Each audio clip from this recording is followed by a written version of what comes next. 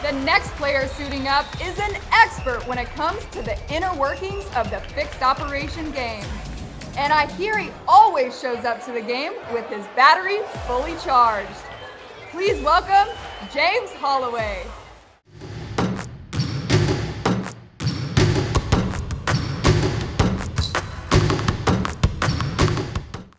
Welcome back to the Fixed Ops Roundtable, and we are humbled to have with us now James Holloway from the Swickard Automotive Group. And James has been a staunch advocate for fixed operations, in particular parts, and growing business outside of the four walls of the dealership. James, welcome back to the Fixed Ops Roundtable. Ted, thank you so much. It's always a pleasure. Yeah, we learned so much from you, and I learned so much from the timely things that you post on LinkedIn as well. So if you haven't seen James Holloway's posts, everybody, you need to follow him on LinkedIn. James, you and I were having a conversation just now about the huge changes in our industry and the margins, as an example, in new vehicles that are compressed right now. We all know the state of the inventory with the chip shortage. It doesn't look like it's going away. Next month or the month after that might be with us for a while. And the focus being now on fixed operations and certainly all the opportunities in parts. So, James, let's get started. Absolutely. Well, let's take a look at the big picture here. So with fixed operations, you're looking at the service department and the parts department, and together they make a great team. To me, that's like a double home run. I got a home run on the parts side. I got a home run on the service side, and that's a great place to be. And one of the things I've said in the past is that, if the service department is breaking sales records, so is the parts department. However, if the service department is not breaking sales records, neither is the parts department. And if you're a parts manager, it's not a great place to be. So there's a lot of options out there that parts managers can take. And if you look at the dealer financial statement, you're going to see a lot of different revenue streams coming through parts. You're going to see customer pay. You're going to see warranty. You're going to see internal. You're going to see wholesale. Some dealers are getting into the e-commerce game. So these are the things that we can look at. These are things that we can do. And quite frankly, there's a lot of dealers out there that are really, and we're one of them with Swickard Automotive Group with regards to the e-commerce and the wholesale side of the parts business. So, James, you and I were talking earlier. What's the average age of vehicles that are on the road today? Do you know? Yeah, it's actually, according to NADA, it's 12 years old. Now think about this. Wow. So if you look at a breakdown of repair orders in the service department, one of the things that is the primary driver is the manufacturer's warranty, right? Mm-hmm. So in any car, in any given instance, it's usually 336. If it's a luxury brand like Audi, Mercedes-Benz, it's usually 4 years, 50,000 miles. So what happens to those cars when the warranty expires? They're still in the market. They're just not coming back to the dealership. So there's an opportunity there for parts.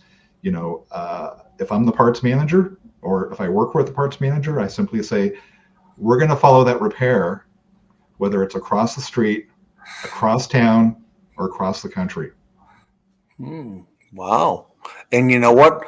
That most dealerships, don't even think outside the box to do that, James. And I'll be fair to say, a lot of car dealers, they don't get into the car business to sell parts, right? They get into the car business because they want to sell cars. And right now, the typical the historical cycle of getting cars in a timely manner from the manufacturer, we've hit a road bump, right? There's been a big hiccup. It's rippled throughout the industry. Right now, dealers are focused more than ever on acquisition or acquiring used cars by whatever means possible. And guess what? When those cars get traded in, what's the first thing it's probably going to be replaced on? It's going to be tires. It's going to be cosmetic items. It has to get a service. So again, these are all parts related things. So Yeah, and you have a great perspective on the industry, and we appreciate that. We need to hear more of this, okay, in terms of parts and the opportunity. What would you say is the primary retention tool that service managers have today, James? Well, it's funny. I always say it's warranty, but the other thing is probably if the service, tires is a big one. Okay. And I just posted, I think today, or maybe it was yesterday, new car dealers are only getting a small fraction of the billion-dollar tire industry that's going on right now. And, that's the easiest way to retain customers. And a lot of dealers are like, well, I don't want to sell tires. They're very labor intensive. We don't make any money. My advisors are not really excited about tires. They take a lot of room. They take up a lot. They're smelly. All these reasons why they don't want to sell tires. But you know what, Ted? The truth is if we don't sell them the tires, somebody else is. And that whole around the wheel business that comes with it, the brakes, the alignments, the suspension, rough run situations, all of that comes together with it. And guess what? That's all customer pay. It's not warranty. It's not internal. That's all customer pay. So. Yeah, and you know what, it's been said. And by the way, I know what some of the excuses are, because when I'm in dealership, I hear them all the time from managers, and of course, stocking the right tires and so on and so forth. What can parts managers do right now to grow sales, James? Well, here's the thing. It all comes down to resources, infrastructure, and bandwidth. Okay, so I will be the first to tell anybody that wants to listen to me that the parts department in your dealership is an untapped gold mine. Okay.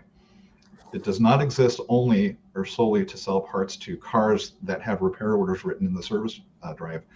A good place to look at would be selling mechanical. So I call it, Ted, I call it the big three. Wholesale mechanical, okay, wholesale collision, e-commerce. Okay, those three things right there are more than enough for any parts manager or any parts department to grapple with and to get into the business, because when you do, you're going to find that you're going to sell deeper into the repair estimates of these cars that are involved in collisions, or you're going to sell parts to the cars that don't show up at your dealership. They're going to be across the street at the independent service provider. I've said it once, I said it a million times. If they don't buy the part from us, they're going to buy it somewhere else. So we have to be in the marketplace where parts are being bought and sold. And that also applies to the e-commerce business. Many years ago, and this is many years ago when I worked in dealership at a Ford dealer, the dealer I worked for was not in the wholesale parts business, and was certainly not in the body shop parts business. I know that. And I asked questions about why, but they had a parts manager, James, who'd been there a long time. And I recently went back within the last 12 months to that dealership to see how they were doing. And the dealer couldn't wait, James, to take me on a tour of the parts department, because he'd hired a new parts manager about 3 years ago. Mm-hmm. And lo and behold, they had put in a second floor, and now they had parts for the collision centers. They had trucks on the road. They were doing wholesale. And the dealer was bragging to me, James, about how that business has made such a huge difference in his bottom line, and how it had been neglected for all those years. And now they were just starting to get in the parts business. And he was talking to me about e-commerce, and it was music to my ears. I couldn't believe it. Well, that's great to hear. But, in my experience and all my travels and all the parts managers, people, if you were to create a persona of a parts manager, here's kind of like what it might be. Now, I'm in no means stereotyping, but typically parts managers are very analytical people. They're really good with numbers. They're really good at managing their inventory, because there's a lot of parts coming in every day, and there's a lot of parts going out every day, and we have to account for every single penny. And that right there is a full-time job. And I kind of call this the 4 core competencies. Inventory is just one part of the equation. The next one is going to be managing people. So we talked about this earlier. When you're managing people, especially new hires, we have to create a training path for them. They have to be mentored. They have to be coached. And when I talk about people, I'm not only talking about employees, but I'm also talking about vendors, things of that nature. Then the other thing here is going to be sales. So if I want to sell parts, I used to tell my dealers, listen, the parts manager role, we should change the title. And they said, change it to what? I said, put the word sales in between parts and manager. So from now on, this person's going to be the parts sales manager, because we're going to put on our selling hat and we're going to be focused on selling parts. We're not going to be order takers, because let's talk about it. When at a dealership, parts doesn't sell parts. Mm-hmm. The service advisor sells the job, right? What we do is we provide a quote and we give it to the service advisor, and they're the ones who are actually selling it. So for all these years, the parts department, we've become kind of like the McDonald's order takers, of parts orders. Would you like fries with that? And it takes a whole different mindset to be sales focused and to sell outside of the four walls. But the thing is when you step foot outside of the four walls of the dealership, the potential is absolutely unlimited. So, and there are a lot of dealers out there who have they've taken wholesale and treated it as it should be, which is a standalone business. It has specialized employees doing specialized tasks and functions. But the funny thing is that money, that revenue stream that we've created, happens to flow through the parts department.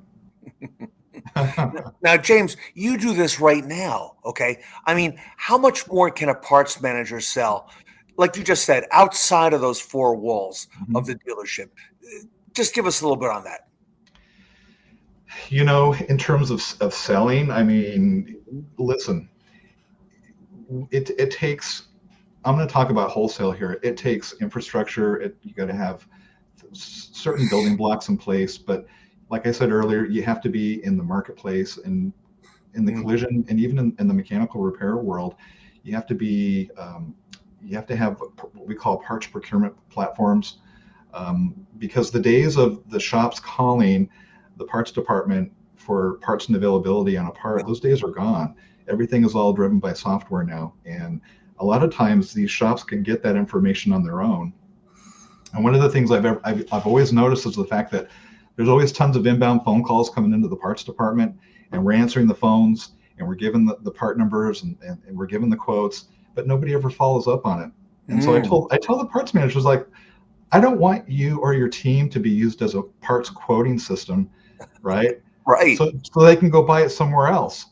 I want you to actually sell the parts. I want you to measure, what the conversion rate is on quotes versus what we actually sell. So, and if somebody's not going to buy it from you, let's set up that customer on on Repair Link, and they can log in 24 hours a day and get their own parts estimates and look at the diagrams, and same thing on the collision side. There's all kinds of things going on the collision side right now because it's all driven by insurance companies. Yes. And then on the e-commerce side, you can build a website to sell parts. A lot of parts managers don't realize that you have to have a monthly marketing budget and an ad spend. But when you do, and you have that paid traffic, eventually over time, the paid ad spend amount's going to go down while your organic traffic is going to go up, and you're going to start selling parts to people that don't even live in the same state that you're in, and we've seen it with our dealership group as well. So what percentage of new car dealers, in your opinion, are actually selling parts online? Less than 10%. Wow. Less than 10%. Wow. And here's another mind-boggling fact. Parts on eBay are sold at the rate of 3 per second. Wow.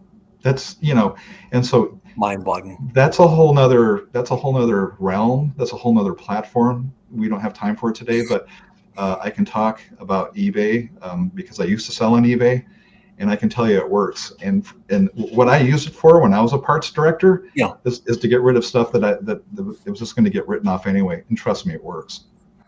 Well, James, let's plan on coming back and having you at the next Fixed Ops Roundtable. I know you're on a panel as well at this event, but we want to hear more about parts, want to hear more about your expertise, because I think a lot of folks in our audience can benefit from that. James, if anybody in our audience wants to reach out to you, how do they get a hold of you? You can call me. You can text me, you can FaceTime me, you can Zoom me, you can any of those things will work. Down at the bottom is a little ticker with my contact information. I love to talk about parts. I talked to a random parts manager just the other day about selling parts online, and I think he came away with an aha moment. So 702-375-0167. My email is james.holloway@swickard.com. I work for Swickard Automotive Group. We're growing by leaps and bounds, and we're seeing great success at Swickard Automotive Group with what we do. Great. James Holloway, everybody, here today at the Fixed Ops Roundtable.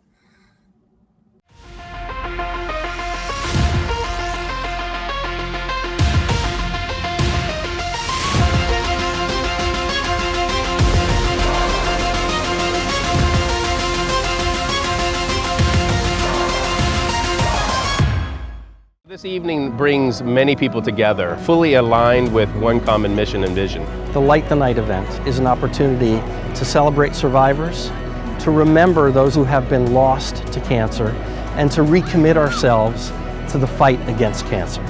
As a cancer survivor, I feel that Light the Night is very important. This event truly gives survivors hope. When you see these survivors doing this walk, it shows you why you're here and why you need to continue to do better to find that next cure.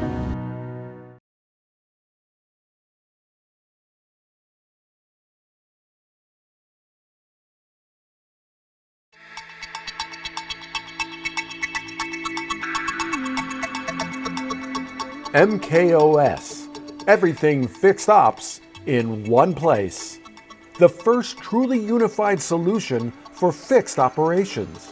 A comprehensive suite of key applications, deeply integrated with software and DMS providers, and open APIs that offer unprecedented opportunities for dealerships to build custom solutions. MyKarma, a proven name with over $11 billion in payments processed, 230 million text messages transmitted, and over 2.5 million videos recorded. MyKarma users enjoy an average 24% lift in RO dollars. And innovative solutions like our Advanced Scheduler Plus and Service Cart Video MPI transform the service experience. Discover the excitement for yourself at NADA booth 1953W. The best thing that I've seen in a long time. It's worth its weight in gold. What I really enjoy about it is the connection and the relationship building. We pretty much use every aspect of MyKarma that we can. By implementing the MyKarma platform, our CSI scores instantly started to improve. MyKarma's impact on our store is increasing revenue. MyKarma has been incredible for Porsche Colorado Springs. I'd recommend it for any service industry or any dealership.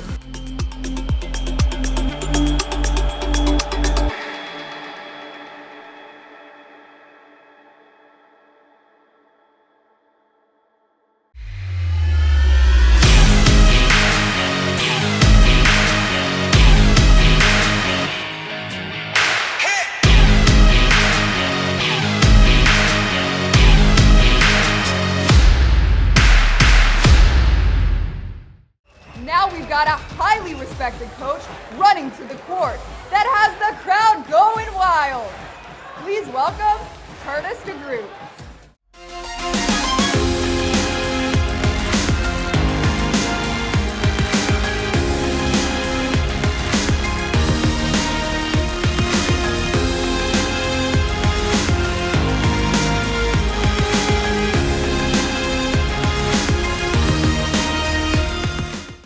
Welcome back to the Fixed Ops Roundtable, and it is a great pleasure to welcome another auto industry icon.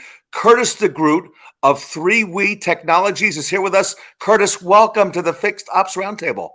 Thank you, Ted. Appreciate you having me on. Curtis, I had heard so much about you in the past, and I had never had the opportunity to meet you, or let alone find about what you're doing today, okay, which I'm going to hear a little bit more about with Market Point by 3We. But you and I met 2 years ago at the last Fixed Ops Roundtable on Valentine's Day in Las Vegas, right before the world changed. And it was such an honor to meet you in person. It was, absolutely. And you had all the A players there, just like you do today. And that was my first, and I really enjoyed it. And I appreciated everything you were putting together. I'm glad somebody was doing it and actually putting a focus on fixed operations. As most dealers know, that's super important to their business every day. And I saw that there were a number of pictures on social media of you with our friend Brian Benstock. And Brian spoke at that event. And I think Brian has probably spoken at like 8 or 9 fixed ops roundtables, right? And I remember that morning he texted me because we held our meeting at the Embassy Suites in Las Vegas. And he came with a number of other folks, as if you recall, and they had driven to a different Embassy Suites. He goes, "I'm at the wrong hotel." He goes, "Have everybody wait for me." And so it was a kind of a backstory I never ever told anybody about. So listen, you are so familiar with what's going on in technology and what's up and coming. So I got to ask you, what are some of give us a couple of the up and coming tech items that dealers are starting to look at, right now in the retail space? Well, I mean, in fixed operations, like I don't know what your guests feel, but I know that we've got a technology today that's rolling out. It exists, but the way we're using it is a little different, where we're actually scanning on the service drive immediately, taking photos of the vehicles, license plate, calling the database instantaneously, taking alignment, as well as tread depth, and immediately taking that data. And that data is accessed through an API, and that API is posting in with different partners and stuff. And the way you take advantage of that is now, let's say, for an example, you've got minutes before a customer's going to leave the dealership and head to work or whatever. And so you've got minutes to really engage that customer about a buyback or an upgrade or something like that. And this new scanning technology it's not necessarily new technology, but the way we're using it's new, is phenomenal, because you can really engage those customers while they're still in the store. And they're at a point where they can go away with the offer that you put in front of them and consider it. And then when they come back, you could further the conversation, maybe even schedule a follow-up to do a test drive on a new car, or just buy the vehicle that they're driving today. So that's one of the things. One of the other things that I've been seeing a lot of increase. I think Fixed Ops Digital does a really great job with these new videos that they're doing. I don't know if you've seen them or not, but they're explaining things that, we in the auto industry kind of take for granted, the things that people know or don't know. And when it comes to service, some of these Fixed Ops Digital videos that I've saw and some of my clients are using are amazing, because they simply describe why you need to do certain things, like replace your brake pads or rotate your tires or upgrade your tires. And I think that, that is cutting edge stuff that the dealers are going to start using more and more in 2022 and 2023, as we shift to, the need to be more profitable in the fixed operations side, to kind of grab more of that absorption rate. And as sales, if sales do go down, we don't know yet. Right now, the demand is still fire. And I guess the other thing would be, is you want to introduce texting in that kind of environment, where they're measuring tires and alignments, and so there's a lot of good companies out there doing it. One of them I know does a really good job, and we partner with. And so I would just encourage any dealer that's not doing that to take a look at that, because it's super cheap to do those alignments. And now it's to the point where you just drive over it and boom, boom, it sends a text message out, report to the customer. Wow. You can engage the customer right then and there. So those are a couple things, Ted. And Curtis, we're seeing it too. I would have to agree with you. I think that in a short amount of time, you're going to see these drive over technologies not just in every service drive, but Curtis, in every lane, not just in one lane. Okay. Right. You're going to see it in all the lanes, because like you said, the customer's time is a commodity. Yeah. We want to respect the customer's time, and those scan tools are going to benefit not just fixed operations, but potentially the used car department, right? Reconditioning and so on. And you're right. The work on the Fixed Ops Digital side 3-4 years ago, Curtis, fixed operations and digital does not even go together. Now, how could it not go together? So, Yeah. We had a good friend of both of us, a mutual friend, Brad Pascal. He's on the show, Yeah. this time around, and I know Owen Moon, and I think that Fixed Ops Digital, Kevin and Julie, they do a great job. They do in that space, and they really help dealers. Yeah, and I've got clients who use them. They love them. There's nobody doing anything that they're like what they're doing today. I mean, they understand that it takes more than just a Facebook post to get somebody to engage in the service. I mean, yeah, that's great that you do that, but I mean, who's actually engaging that is a different story. I mean, service is still personal. You want to try, you're going to go to to Google and you're going to type in, I need an oil change or whatever. And who's going to pop up? Well, if you're using Fixed Ops Digital and their SEO and the video content that they're going to get the eyeballs. And I just think that in a lot of ways, I don't think dealers really focus on that. But maybe they should. I mean, because it does, of course, I don't know what the rate is today, but at one point it was, 48, 49%. Of the bottom line of what you're collecting in services is going right to profit. So, I mean, you make the choice, I guess, right? Pre-COVID, I remember there were a lot of dealerships that talk about a lot of walk-in customers, who don't have appointments. But when we went through the season of COVID, everything turned, Curtis. And now people wanted to have an appointment. They wanted to make that appointment, whether even if it's for a pickup and delivery at home. In your opinion, Curtis, how can I increase service appointments in my dealership, looking at open ROs and so on? Well, okay, that's a great question, and that's one I think that most dealers really maybe don't think about as much. I mean, I think service directors and service managers think about it. Advisors don't have time to think about it. But the reality is at every corner of communication with a customer, we should be asking them or making it convenient for them is a better way to say it. And when you're sending emails, you should always include the link for a service appointment. I don't care if it's a used car email, because you don't know if that customer is in a position where they need service and they just don't most dealers, I think, oh, well, service appointment links on my website. So what do I need to do anything more than that? Well, that's not the case. We need to make sure at every part when we're talking to these people, we need to make sure that those links are included for their convenience, because that's really what it is, for their convenience. And that's how you increase your service retention. Another thing is, I know a guy that has written some software for that connects with call centers, and they're actually able to make these service BDC calls using the software, a very consistent methodology. And so that's starting to gain some traction now all across the country, because they realize that, if you just ask somebody to come in for service, they actually will.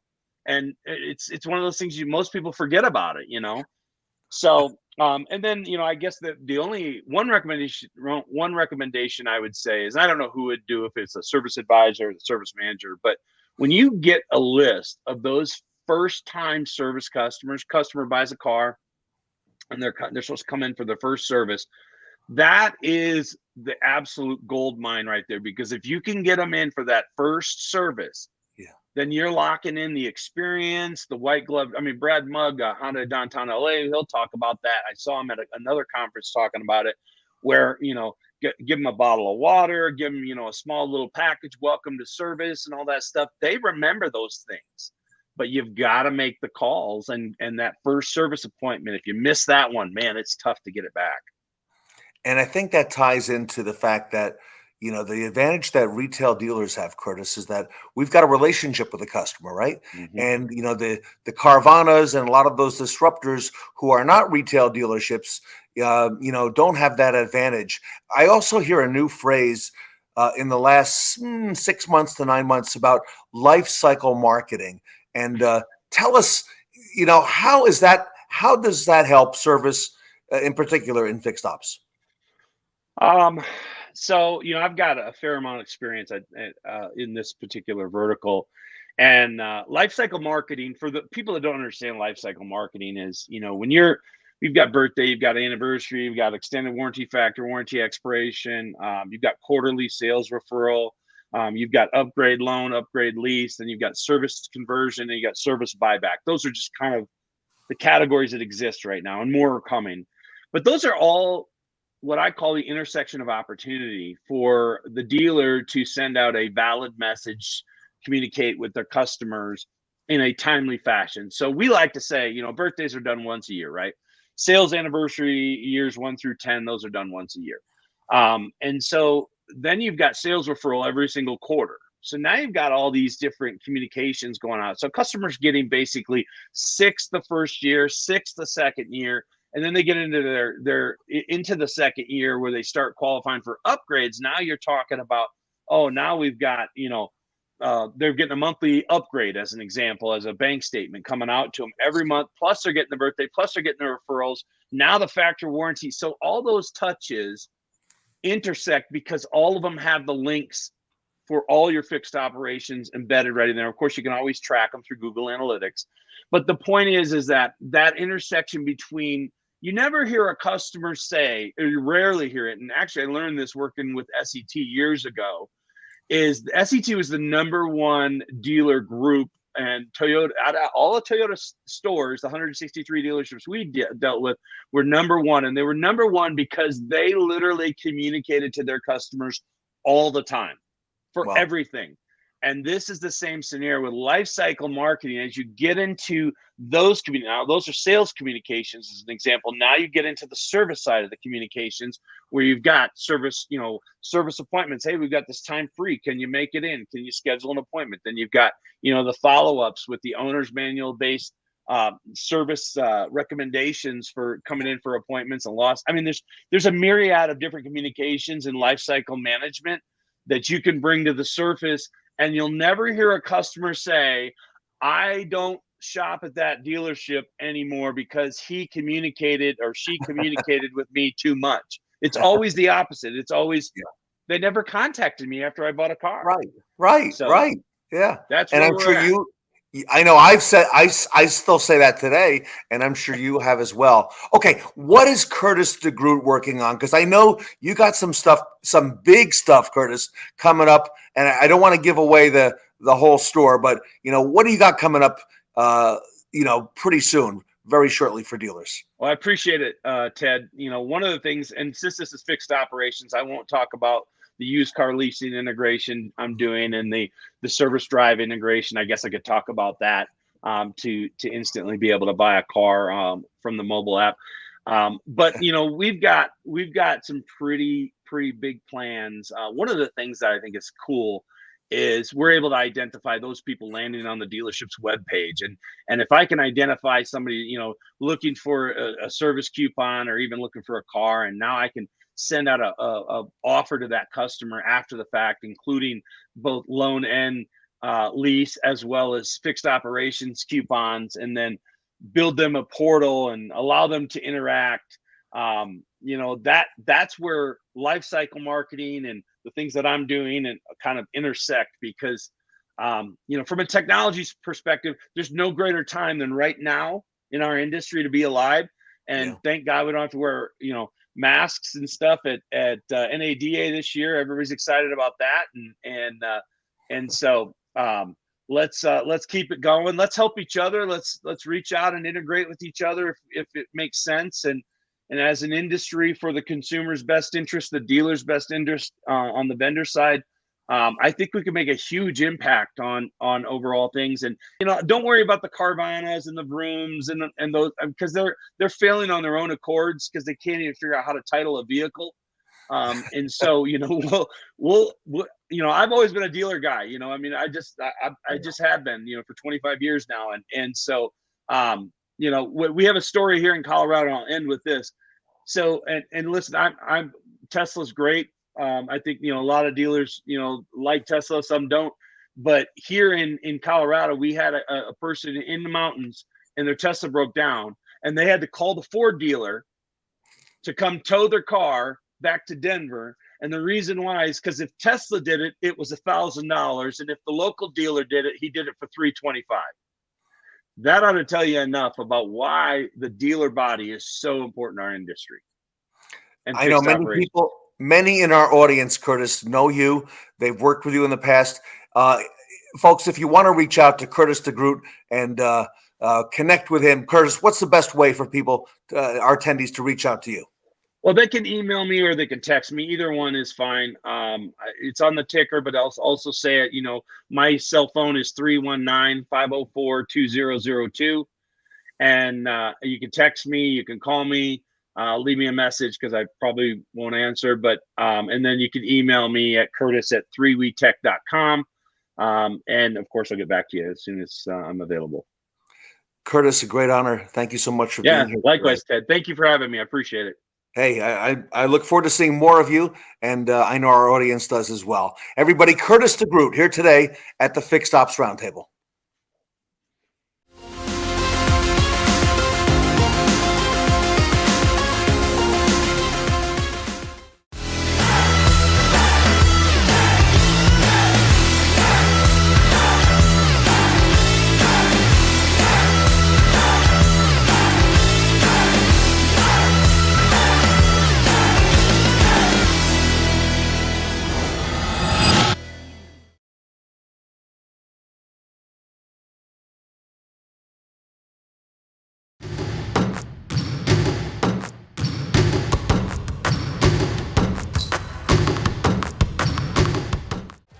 Welcome back to March Magic, where our goal is to make a large impact to the Leukemia and Lymphoma Society to put an end to blood cancers. Take a moment now, if you haven't already, to scan our donation QR code and share it with your peers. We greatly appreciate everyone's support of such a wonderful cause. March Magic is where you'll see no fouls, no disconnect between players.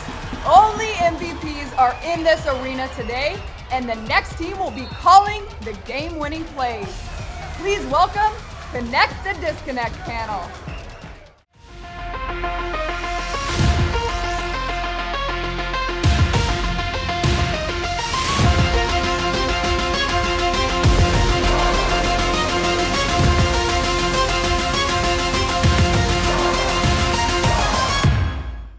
Welcome back to the Fixed Ops Roundtable, and we are now at one of the more highly anticipated panels of the entire event with some great friends personally and of the Fixed Ops community. I'd like to welcome Rebecca Chernek from Chernek Consulting. Rebecca is very instrumental because we probably would not be here today at a Fixed Ops Roundtable without her, because she convinced me about 3 years ago to begin this initiative in a little boardroom in New York with a small undertaking, and now it has grown immeasurably. Rebecca, welcome back to the Fixed Ops Roundtable. It's definitely a pleasure to be here with you, Ted, and I'm so excited for you. You have taken this initiative and definitely have blown it up big. So well, I'm excited for you as well, because what you're going to be talking about today is something that you started a conversation on a couple years back at our very first Fixed Ops Roundtable. Mm-hmm. And look at the panel you've assembled here today. I want to welcome Adam Arens, who is the owner of the Patriot Automotive Group in New England. Adam, welcome back to the Fixed Ops Roundtable. Well, it's an honor to be here, and I will say this, to share and to learn, right? So this is probably the first time I'm going to write down more notes than I'm going to do sharing. So this is a really interesting opportunity for us to explore what goes on in our stores.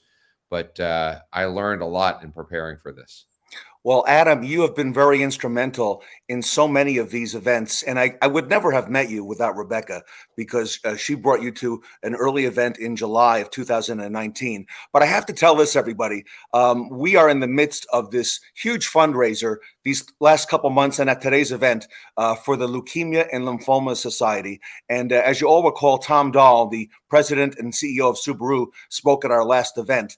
And Tom would not have been here were it not for Adam Arens. Adam is responsible really for assembling this great talent that we've put together to raise these funds. And Adam, I want to thank you and Patriot Automotive Group also for your very generous contribution. Again, you really kicked us off to a great start, and your generosity, not just for this cause, but for share the love and all that Subaru and your brands do. So Adam, thank you on behalf of the Fixed Ops community. Well, you're certainly welcome, and we hope we can continue to do more for everybody. I think, the way other people run their business sometimes is to make a lot of money, and maybe we do it to share a lot of money. I don't hesitate to say that I think almost every retailer dealer in the country has enough for them and their family. So giving back should be primary for them. And I've learned that the more I give, the more I get. So we're happy to do that. And an amazing culture at your dealer group, Adam. So thank you so much. We look forward to hearing more about that today. I want to also welcome Christine Farnan. Christine is a great friend of the Fixed Ops Roundtable, and she has spoken here on a number of events. Christine, welcome back to the conference. Thank you, Ted. It's great to be back. And I am very happy to be here today with you. We did do a panel going back about 7-8 months ago, a little bit about the same subject that we're going to discuss today. But I'm excited today working with Becky and with Adam and with Brian. So I think we're going to be able to really give some great information. And Christine, I want to thank you also for your generous contribution, as well as Rebecca Chernek for the Leukemia Lymphoma Society. So thank you for all you do. And I want to welcome a first-timer here to the Fixed Ops Roundtable, Brian Davis from Orby. Brian, welcome to the event. Thank you, Ted. I appreciate it. I've been a long-time listener and really very much support what you all do for the community. Happy to learn and happy to contribute as well. So thanks again. Yeah, we're excited to have you. And Rebecca has said so many positive things about all that you bring to the conference. So we're excited. So with that, Becky, I'm going to step out of the way. I'm going to let you take over, and I'll see you in a little while. Here I am. Turning it back on. So again, guys, it is certainly a pleasure to have this group come together. And as Ted mentioned, 3 years ago, I'm working with a dealer group, and we had always had this. We embraced the idea behind a service, after-sale service process, and for whatever reason, we're never able to get traction, and it just doesn't seem to stick. And we put these ideas and practices in place, but it never really took off. So I thought, rather than banging my head up against the wall, why don't we rethink this and figure out a way? Maybe we can automate this to some degree, bypass maybe the F&I person because maybe they're too busy, and or bypass the service writer to some degree, not to all degrees, but to some degree, and just make it easier.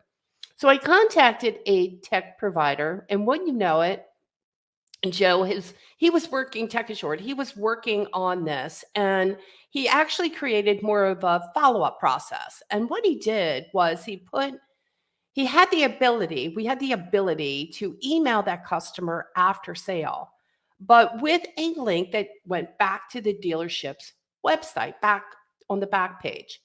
And this offered all the products, ancillary products, service contracts that the customer didn't take advantage of at time of delivery, which is so important because we want to be back in front of that customer. But how do we do that effectively? So we had the customer have access to this link, and it opened up that availability. They were able to shop for those additional products, even find more information out, knowledge-based. And from there, they were actually able to check out via a shopping cart, similar to Amazon. And I'm thinking, man, this is the ticket. This is what we need to do. Make it easier on everyone. Okay.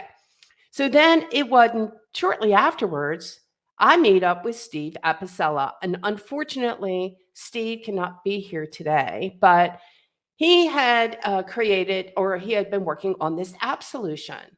And this app unified in one process, or kept this in place to get push notifications. So should the customer not have taken advantage of any of these ancillary products, get those products in front of the customer after the fact. And then, of course, he was still working on the ability to check out, meaning the customer could actually check out via his app. At that time, 3 years ago, that wasn't available. Imagine the technology and where it's going today. It's amazing from 3 years to where we are today. But that at that time wasn't made available. And then later, and then also with the ability to handle these claim processing and take some of that headache away. And I tell you right now, more dealers, customers, F&I managers, we all want to simplify that claim processing, and make it so the customer really enjoys the overall experience, and it's the experience that continues after delivery. And it's so, we talk about the connect to disconnect. I'm going to have Adam Arens talk a little bit more on that piece and how he addresses that, and the importance of making sure that we have that transition from F&I to that service department. So Adam, take it on. Well, thank you, Becky, and thank you to Ted for creating this forum for us to share with. As I said earlier, I'm here to take notes, but I'm also here to share, because when I was invited to do this, I was like, I'm probably the wrong person to ask to do this, because I'm not sure what my process is as it relates to much of this, or if I even have a process.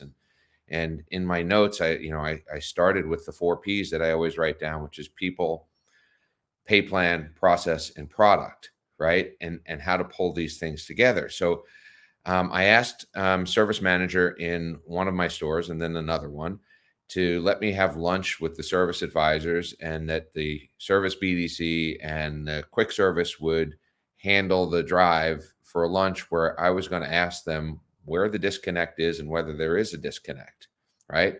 So I learned a couple of things. Again, and for your notes, you don't have to have the service manager there, because if the service manager already knows about these problems and they haven't fixed them, then maybe they shouldn't be in that meeting, and then we can come back to them with some real information. Second thing I learned was that service advisors will eat anything if you buy it for them. If it's free, it's for me, it seems like. So I asked them what they want, and they basically said anything. And then they started to talk about, my question was, what's the struggle as a service advisor? What are the biggest struggles that you face? And I wasn't surprised by the first few things that I heard. The first one was the phone ringing and being paged while they're standing in front of a customer. Customers upset about the amount that it costs. And then they also talked about denied claims because a customer hasn't done their maintenance and things like that. And I said, okay, so is there ever a chance that you have an opportunity to sell a service contract? And they said, yeah, when a car's broken. It's not too hard to sell somebody a service contract, but I can't sell it to them when the car is broken. And so then I asked them about the claims process. That was the next question.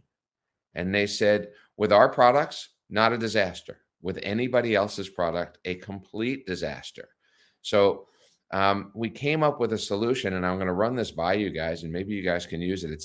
Doesn't take any technology, doesn't take anything. But we came up with a sticker that says, don't buy a warranty over the phone. As you know, customers are bombarded on their cell phone for some reason to buy a warranty or service contract. And they said, these service contracts are a complete disaster. They think it's bumper to bumper. Every single one of them requires a phone call, believe it or not, a fax. And most of them, if they're over a couple $100, require an inspector. And we all know what the job market looks like now. So getting an inspector out to look at a job means somebody's car might be down for 5 days for something that should absolutely be covered because they bought a warranty from a company that makes money by denying claims. And so we've decided to let our customers know, and that creates the opportunity for us to have a conversation about it. But then I had to ask a lot more about the claims process. And they said, it's great when somebody comes in with a service contract, but sometimes I don't know they have one. So that was another thing that we needed to address, and we are currently addressing. And I think Becky and some of our technology consultants will help us with that. And then we also identified the fact that our service advisors feel like a lot of good things are happening in the store. They know right now, because we share with them, that it's the most profitable time in the car business for many people, but maybe not for service advisors and maybe not for techs. Because of the lower amount of sales, they're seeing a little bit less maintenance. They are seeing some more repairs now because people are holding their cars longer. But let me go back to the beginning of this. You want to find out what's going on in your service lane, how to make their job easier? Talk to your service advisors.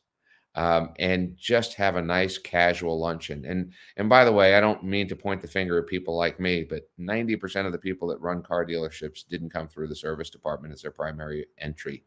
to getting their car dealership. For me, I came through the sales side, spent some time in service, but never had to be in service and face what they face. So listening is really what this is going to be all about. But I will tell you this, the last thing I'll say is people will buy more than you can ever sell them if you make it easy for them to buy. So with that, I'll turn it back to Becky, and I'm here to help. And thanks for sharing with us. I do feel like that's very important. I've had conversation recently with another, just a terrific GM, and you probably know him, is Brian Kramer. And one of the things that he does really well with is that, he gets everyone together, just like Adam, and we're in getting into the minutia of what is the process, what's working, and why it's not working, and how can we do a better job in putting these pieces together, however which way that you want to do it. Me, I like to automate things. I like to make it easier. Not everybody's going to be doing what I want to do. Every dealer is different, but if in fact that's the case, obviously it's so important to really have a good understanding of what's really taking place in your store, so you can determine and identify the process. Adam? Yeah, one of the things that we learned was that they buy more service contracts and or F&I products by accident after they leave the dealership. So we have to change the amount of times they have an accident, as it were, or change the process, right? So I did ask at each of the luncheons, I said, so why is it you don't sell maintenance and you love it when they have our maintenance product? Or why is it you don't upgrade their maintenance product? They said, on a list of all the things that I have to do, it doesn't matter how much you pay me, I'm never going to get there. I'm just never going to get there. I said, so if we paid you $200 per service contract and $100 per maintenance contract, and you could sell them for almost nothing, you still wouldn't get there. Correct. I'm here to listen to what's working in other places, but I do know this. 40 years ago, when I got in the car business, our processes looked similar. Now we have all this technology and our process still looks similar. Maybe it's time to change the process. Amen. Definitely. Yep. So I'm going to go ahead and bring Christine. Let's talk through this. You're in a lot of stores, and I'm sure over the years, with your experience and know-how, you have done everything under the sun to implement this after-sale process. You've talked about it before in one of the Fixed Ops Roundtable. So let's hear it from you, Christine. Okay. Well, Adam, thank you. I mean, everything he said was 100%, and some of which I'm going to say over again. But I totally agree with what both of you are saying. That, let's face it, vehicles are sold today, through DMV. Customers' information becomes public information. There's a lot of companies, like Adam was saying, they're out there. And these companies are going after your customers and calling them, sending them things, and trying to get them to buy their service contracts, which in turn creates a big problem in most dealerships. And I found that all the different companies that are out there that are calling, and they're advertising on TV, and the customers fall prey to, dealers don't want to deal with their contracts. And a lot of them won't accept them anymore.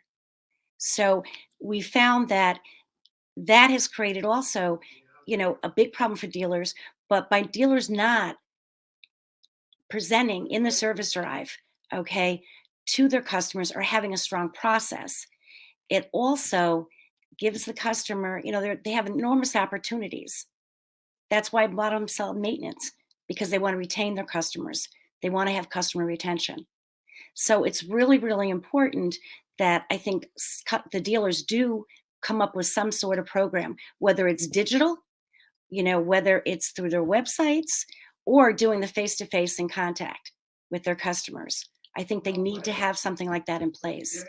I think that over the years I've had numerous dealers that are doing very well with selling through the drive, but it's not consistent. I could be in there every day of the week and training and retraining and going over things, because face it, the turnover is high in some stores. They're not consistent, and it makes it not work long term. The same thing you're talking about F&I. I mean, I still have a lot of people say, oh, well, we turn over to the F&I department. Okay. How many times does that happen? Not many. And then what happens is the service advisor brings the customer out, the business manager is in with the customer.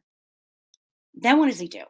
That customer doesn't want to wait a half an hour, 20 minutes, or whatever it is. So it creates a bottleneck and it creates problems, for that customer. The other thing too, I've always said to my guys and my gals in the box, in the F&I office, I mean, go out on a daily basis, look and see what's there, what's coming in. There's a lot of customers that are going to be almost over their 336, their 450s, whatever. Take time to inspect it and look at it. That way you can get customers that come over. You can go out and meet the customer there. I mean, things like this can happen. I've seen them happen, but success rate is very, very, very, very low.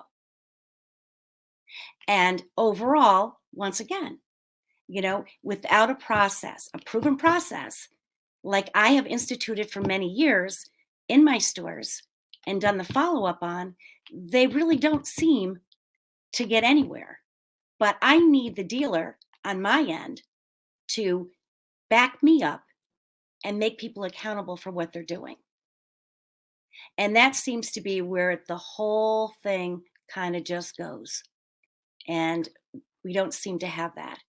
So as you talk about the digital age and digital and the website situation with websites and back shopping carts in the dealer's website, having a shopping cart. I mean, these are all things that should be there for the dealer, for the customer. If a customer goes on a dealer's website, they should see what programs are available.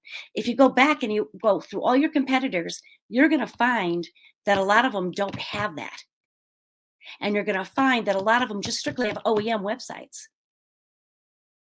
I think in today's market, we have to have more digital, not saying to totally think that the face-to-face isn't important, because it is important. Another option, I have stores and I've seen stores that have somebody specially in the back, maybe a part-time F&I person or, somebody that can work with the customers. I say part-time, I think it could be a full-time job for a dealer that has 1,500, 2,000 ROs a month, or even less, depending how it's set up. I mean, I don't think that it's a bad way to have somebody who's a customer service person in the back end. So I don't, I think that it can be done my way or our old way, but there's always been a lot of disconnect. So, that's where we're at today with that. I'm not really telling you too much that you don't already know, and Adam brought it up too, but it's really true. There is a disconnect. But I've also seen some of my associates around the country that are very, very successful. So it takes a strong process, a strong fixed ops director, a strong service director, and accountability to do it, like they said, the old-fashioned way from years ago. But products should be sold on the back end. They should be. And, Christine, I think you hit the nail on the head. And it is a process that you keep that's got to be measured. We've got to have some accountability to what we're doing and why we're doing what we're doing. One of the reasons I invited Brian here to the panel, because I felt like it was really important. And this is conversation that's going on in the industry. Recently, as you well know, I went into Clubhouse, and I'm glad I did, because now I'm in some of these rooms and hearing some good conversation going on, what's really taking place in these dealerships. And today, actually this morning, it was about, we have a lot of data. Dealers can get hands on data there's a lot going on there. But what are we doing with that data? How do we make it quantifiable? How do we use this data to help us process through these steps, however which way a dealer would want to, I would imagine, process to assure that what they're doing makes sense. So whether that be the products on the dealership website versus are we doing it via an app that sort of thing. Does our process make sense, and are we getting benefit from that? So Brian, if you will, let's talk a little bit through that. This is what you do. This is definitely your wheelhouse. Yeah, I mean, my wheelhouse started 20 years ago in retail in the stores, and I was a part of that process where we were pre-selling products to customers as we were doing our consultations and our walkarounds and trying to understand what those needs might be, and sort of teeing up the sales managers and F&I managers for a successful venture in that box we try not to talk about. But yeah, I mean, Becky, I was on the same Clubhouse this morning. I think it was David Long who said, don't give me more data. I've got data coming out of my ears. And Adam, he's hearing the same thing. We've just got data overload. And so it makes technology a little bit frustrating. So what I think I've learned in the past 20 years in dealerships is that dealers don't really have a lot of time to cut data and slice it up and make it usable. Likewise, their people don't have a lot of time to re-envision processes and execute them. Like Christine was saying, a lot of people have it and then it fizzles off. One of the things that technology vendors do, and I think one of the things that's very important to remember, is that technology vendors all rely on dealerships' data to provide a successful service. If they're a service tool, if they're digital retailing, we have to have dealerships' data. And what I mean by that is we need first-party data. We need the transactional information of what's going on between the dealership and their customer in order to execute the digital retailing process, the flavor you choose, or your service appointment maker on your website, or your check-in tool, whatever you have. What's important to remember is that those people rely on the dealership's data. And so my question typically to dealerships is, if they're relying on your data, what are you doing with it as well? Do you have the transparency you need to make data actionable?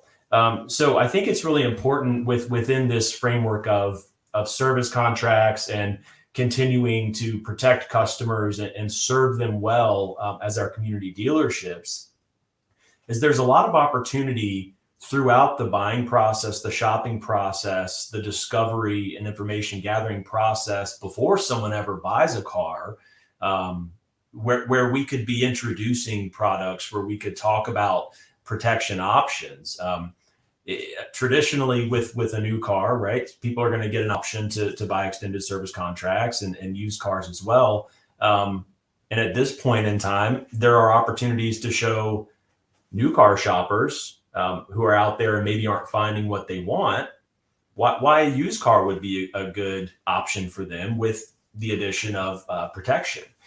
So I think part of that is, how do I figure out what all of my customers are doing, and how do I sell to them the right way? We can listen to the dealership's website data, and we can understand the browsing language. So if somebody is considering a new car that you may not have in stock, and they're also thinking about used cars, you have an opportunity to educate that person in real time to tell them, hey, a used car may be a great option. It's here today. And here are some things we can do to help you secure your purchase and to have peace of mind that you might not need a new car right now. And likewise, on the back end of things, after people leave, maybe they don't even remember being presented with products. Maybe our F&I manager slipped up, or maybe it was a cash deal. They didn't even want to spend time with them.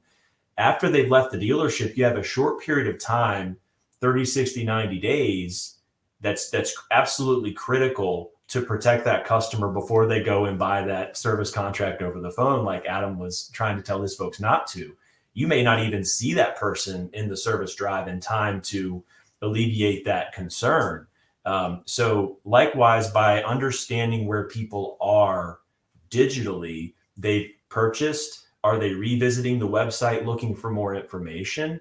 And are you providing that information? I think we can automate the process of pushing the information in front of the right person at the right time by understanding where they are in their journey of ownership, so that we can benefit from the additional product sales, the one-to-one relationship with that customer and also that service contract provider, and really help make this an actual ownership experience that's less segmented. I think it all comes back to dealerships understanding that their data is absolutely imperative and powerful. And if we're not understanding what is happening on our websites and in our products, we are missing huge opportunities to serve our customers. And Brian, you're doing some fascinating things over at Orbi. So that is definitely your wheelhouse and your space. I've learned a whole lot about what you folks are doing, and it's really, it's really paramount for dealers. Adam, I saw just a little earlier you had your hand up, and I know you wanted to add something. So let me come back to you, if I may, Adam. Well, I just wanted to talk about, we know what doesn't work, and Brian brings it up. Selling somebody a service contract is not a one-time, it either works or it doesn't. It's a do or die. Same thing about maintenance. But I'm going to tell you that the impact of that 1 cent sticker, and by the way, that's what it costs, of don't buy a warranty over the phone. You stick it on every RO when you give it to the customer, or you leave it in the seat of the car as they pick up their car, and it starts a conversation. We believe that if you start where they are, that they will engage. So everybody in the world knows that when their phone rings sometime between 2 o'clock and 6 o'clock, and it says unknown number, that the chances are they either want you to help with your Visa Discover card or sell you a warranty, right? My student loans are paid back, by the way. So that's where they are. So they have that conversation. And by the way, we have a program here that allows you to not only purchase one, but to purchase the right one for you and your circumstances. And by the way, we don't do this only to make money. We do this to make your life easier. But, Brian brought it up and Becky brought it up earlier. We have an app that has Patriot Auto Group on it. Step number 1. Step number 2 is get people to download it. Step number 3 is to make sure that the information that they need, want, and should have is in that app. And I know that Steve's not here. But our app allows them to refer a friend to us. Our app allows us to engage in a claim process. Our app allows us to engage the customer in buying a product afterwards. So, my resistance was from my sales side when they said, well, the people don't want to have the app because they have to have a manufacturer's app. And I said, no, the more important thing is that they have our app. And I will tell you, with multiple stores, we can beta test something. And we did in our Nissan store, which the service lane was slow when we took over that store. And we gave away a year's worth of maintenance. That first year's worth of maintenance in a small store has produced $1 million worth of revenue 2 years later. Wow. So the question is, and I'm not saying it's all incremental. It's definitely not all incremental. Some of it would have come in. But the reality is that those people are giving us an opportunity to train them by bringing their car to us for a couple of maintenances, right? 1 year's worth of basic maintenance on a new or used car, and now $1 million worth of revenue out of 2 years later out of it. So I will tell you that if you are in the note-taking phase of this, great, get the sticker, make sure you have an app, and the app should be consistent from your website to your customer to your claims process. And if you can do all of that, I think we might have made some service advisors' lives easier today. And Adam, I think from what I hear, you're doing it now. And I believe, Becky, this is just the beginning of the conversation. And these are going to be opportunities for our retailers from now into the near future. And I'm going to have to invite you all back because we're out of time today. But I want to thank you so much for getting our conversation started. Rebecca Chernek, Adam Arens at Patriot Automotive Group, thank you so much. And by the way, you've got a new customer who's going to be downloading that app. My daughter is really enjoying her new Subaru Crosstrek. So thank you so much for the white glove service and delivering that to the college for her on the new car carrier. So that impressed a lot of students, Adam. So I think you got a whole lot of positive marketing this week over at State University of New York in Purchase. Christine Farnan, thank you so much. Very, very insightful, the things that you've added to the roundtable. And Brian Davis, again, we're going to have you back as well, because I know we're just scratching the tip of the iceberg. So Becky, if our audience wants to reach out to you and find out more about what you do, how do they get a hold of you? Well, you can feel free to call me at 404-276-4026 or certainly email me at becky@chernekconsulting.com or even bchernek@gmail.com. Yes. And also every Wednesday, 7 p.m., have to mention live talk with Becky Chernek. And you got to be there because we have some excellent guest speakers. And one of these days, I'm going to go ahead and get Mr. Adam Arens on there with me. And also Christine and also Brian. And maybe we can get Ted Ings back too. So, yeah. Yeah, I'm there with you every Wednesday, at 7 p.m. Eastern time listening in. So on behalf of the Fixed Ops Roundtable, thank you so much, Rebecca Chernek, Adam Arens, Christine Farnan, and Brian Davis. Thanks, Ted. Thanks so much. Thank you. Thank you. Thank you again. Bye.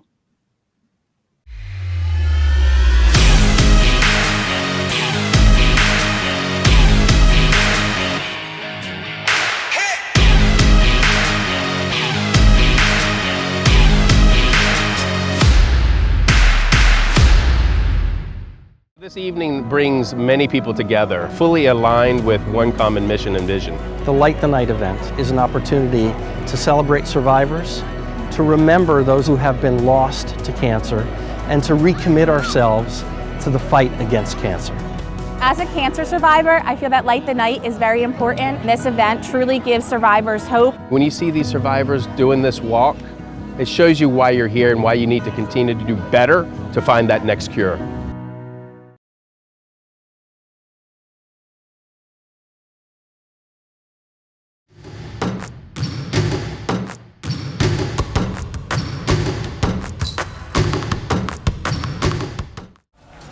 Taking the lead now is a guy that has had one slam dunk after another. His skills are perfected, and I hear he is always up for a new challenge, which explains why he has continued to make an appearance in every automotive championship. Welcome to the court, Peter Fong. Welcome back to the Fixed Ops Roundtable, and we are very honored to have with us Peter Fong, who is the Chief Revenue Officer at Orbi. Peter, welcome to the Fixed Ops Roundtable. Thank you, Ted. It's a pleasure to be with you today. Peter, I have heard so much of your name, and I'll just tell the audience a little background that I know, and then I'll let you tell us a little bit more about yourself.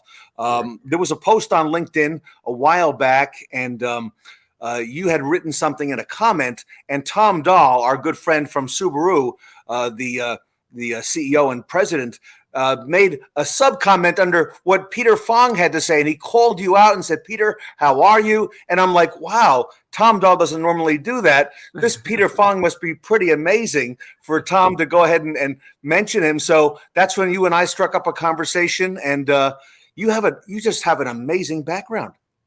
Well, thanks, Ted. I think the reason he probably responded is the commonality is we're both Villanova grads. So a lot of people may not know that because Tom graduated probably a few years before I did, but he's a longtime Villanova Wildcat, and I am too. In fact, I graduated from Villanova twice. I have a mechanical engineering and an MBA from Villanova, and I have a daughter that just graduated from there this past May. So it's a commonality, and that's certainly something that Tom and I have in common. And not the least of which is the the former Cherry Hill headquarters, and now Camden, New Jersey headquarters is about 15 minutes from my house. Wow. And so we're both, I guess, New Jersey based, if Absolutely. you could say. But your background in the business, the more I did a little research, Fred Beans mentioned your name, and I spoke to some good friends at Team Velocity. I mentioned to you Justin Bird a little while back. Tell us a little bit about who Peter Fong is. Well, I'm a longtime automotive guy. As you know, when you're around that long in the business, I think a lot of people tend to know who you are. But I really do owe my early days in the industry to Ford Motor Company. I was hired out of business school in 1994 to join Ford Motor Company.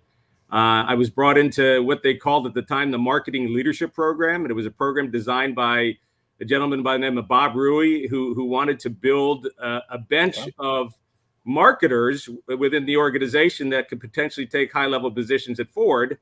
And because Ford was always known of having great engineers, great, bean counters, if you will, and finance people and product people. But never known for marketing. And one of the inaugural people in that program is Mark Fields, who eventually became the CEO of Ford Motor Company, and now I think is the acting CEO of Hertz in the restructuring right now. So the program must have worked, because Mark became the CEO, and I was one of the many fortunate members of that program to enjoy 14 years at Ford Motor Company and probably 10 or 12 different jobs in that 14-year period. So I think that it's easy to say that over a 14-year period, when you have that many jobs, you'll learn a lot about the business. But I did start in the business calling on dealers as a parts and service zone manager. So fixed operations is near and dear to my heart. That's where I started. Called on, service managers and parts managers. That was my first job at Ford Motor Company, even though I was a kind of a higher level hire at the age of 32 after flying helicopters for 8.5 years in the Navy. So I was kind of a different hire at the time. And after 14 years at Ford, I had the opportunity to go over to Chrysler during the pre and post bankruptcy days. That's where I met Justin Bird. He was the first guy I met when Chrysler opened up their arms to welcome me in 2008. And then, as you know, back then, when the bankruptcy happened, it was a pretty tumultuous period of time. But when you think back of where Chrysler now, FCA, now Stellantis has come, it's just been remarkable. And you mentioned some names, you mentioned Bob Ruiz, Bob Ruiz really helped determine so much of what happened at Ford and their dealers, for a long period of time. The selection of people and the processes and things that were put in place. So that's really a very, very great honor to have started there. The other gentleman who's also a Villanova grad was a guy named Jim O'Connor, who was kind of a mentor to me at Ford for many years. And he is also, as I mentioned, a Villanova grad. So for many years, he was the lead recruiter at Villanova. And when I came on board and he took me under his wing, I became the lead recruiter, hiring any number of people that I could name today that were also Villanova. Andrew Frick, the head of sales for Ford today, is a Villanova grad. Yeah. Wow. So with all this talk about Villanova and March Magic and March Madness, is there something about March Madness that excites you personally? Because you and I have had some discussions about that. Well, Ted, that's an easy one. In 1985, Villanova beat Georgetown in the championships, and that probably goes down in the history of NCAA basketball as the perfect Cinderella story, because Villanova was a number 8 seed. I don't think they were even ranked in the AP poll, and they came back and won the championship. So it just goes to show that it doesn't matter where you ranked. If you put a lot of hard work, effort, and grit into it, you can go to the very top, and that applies in every business.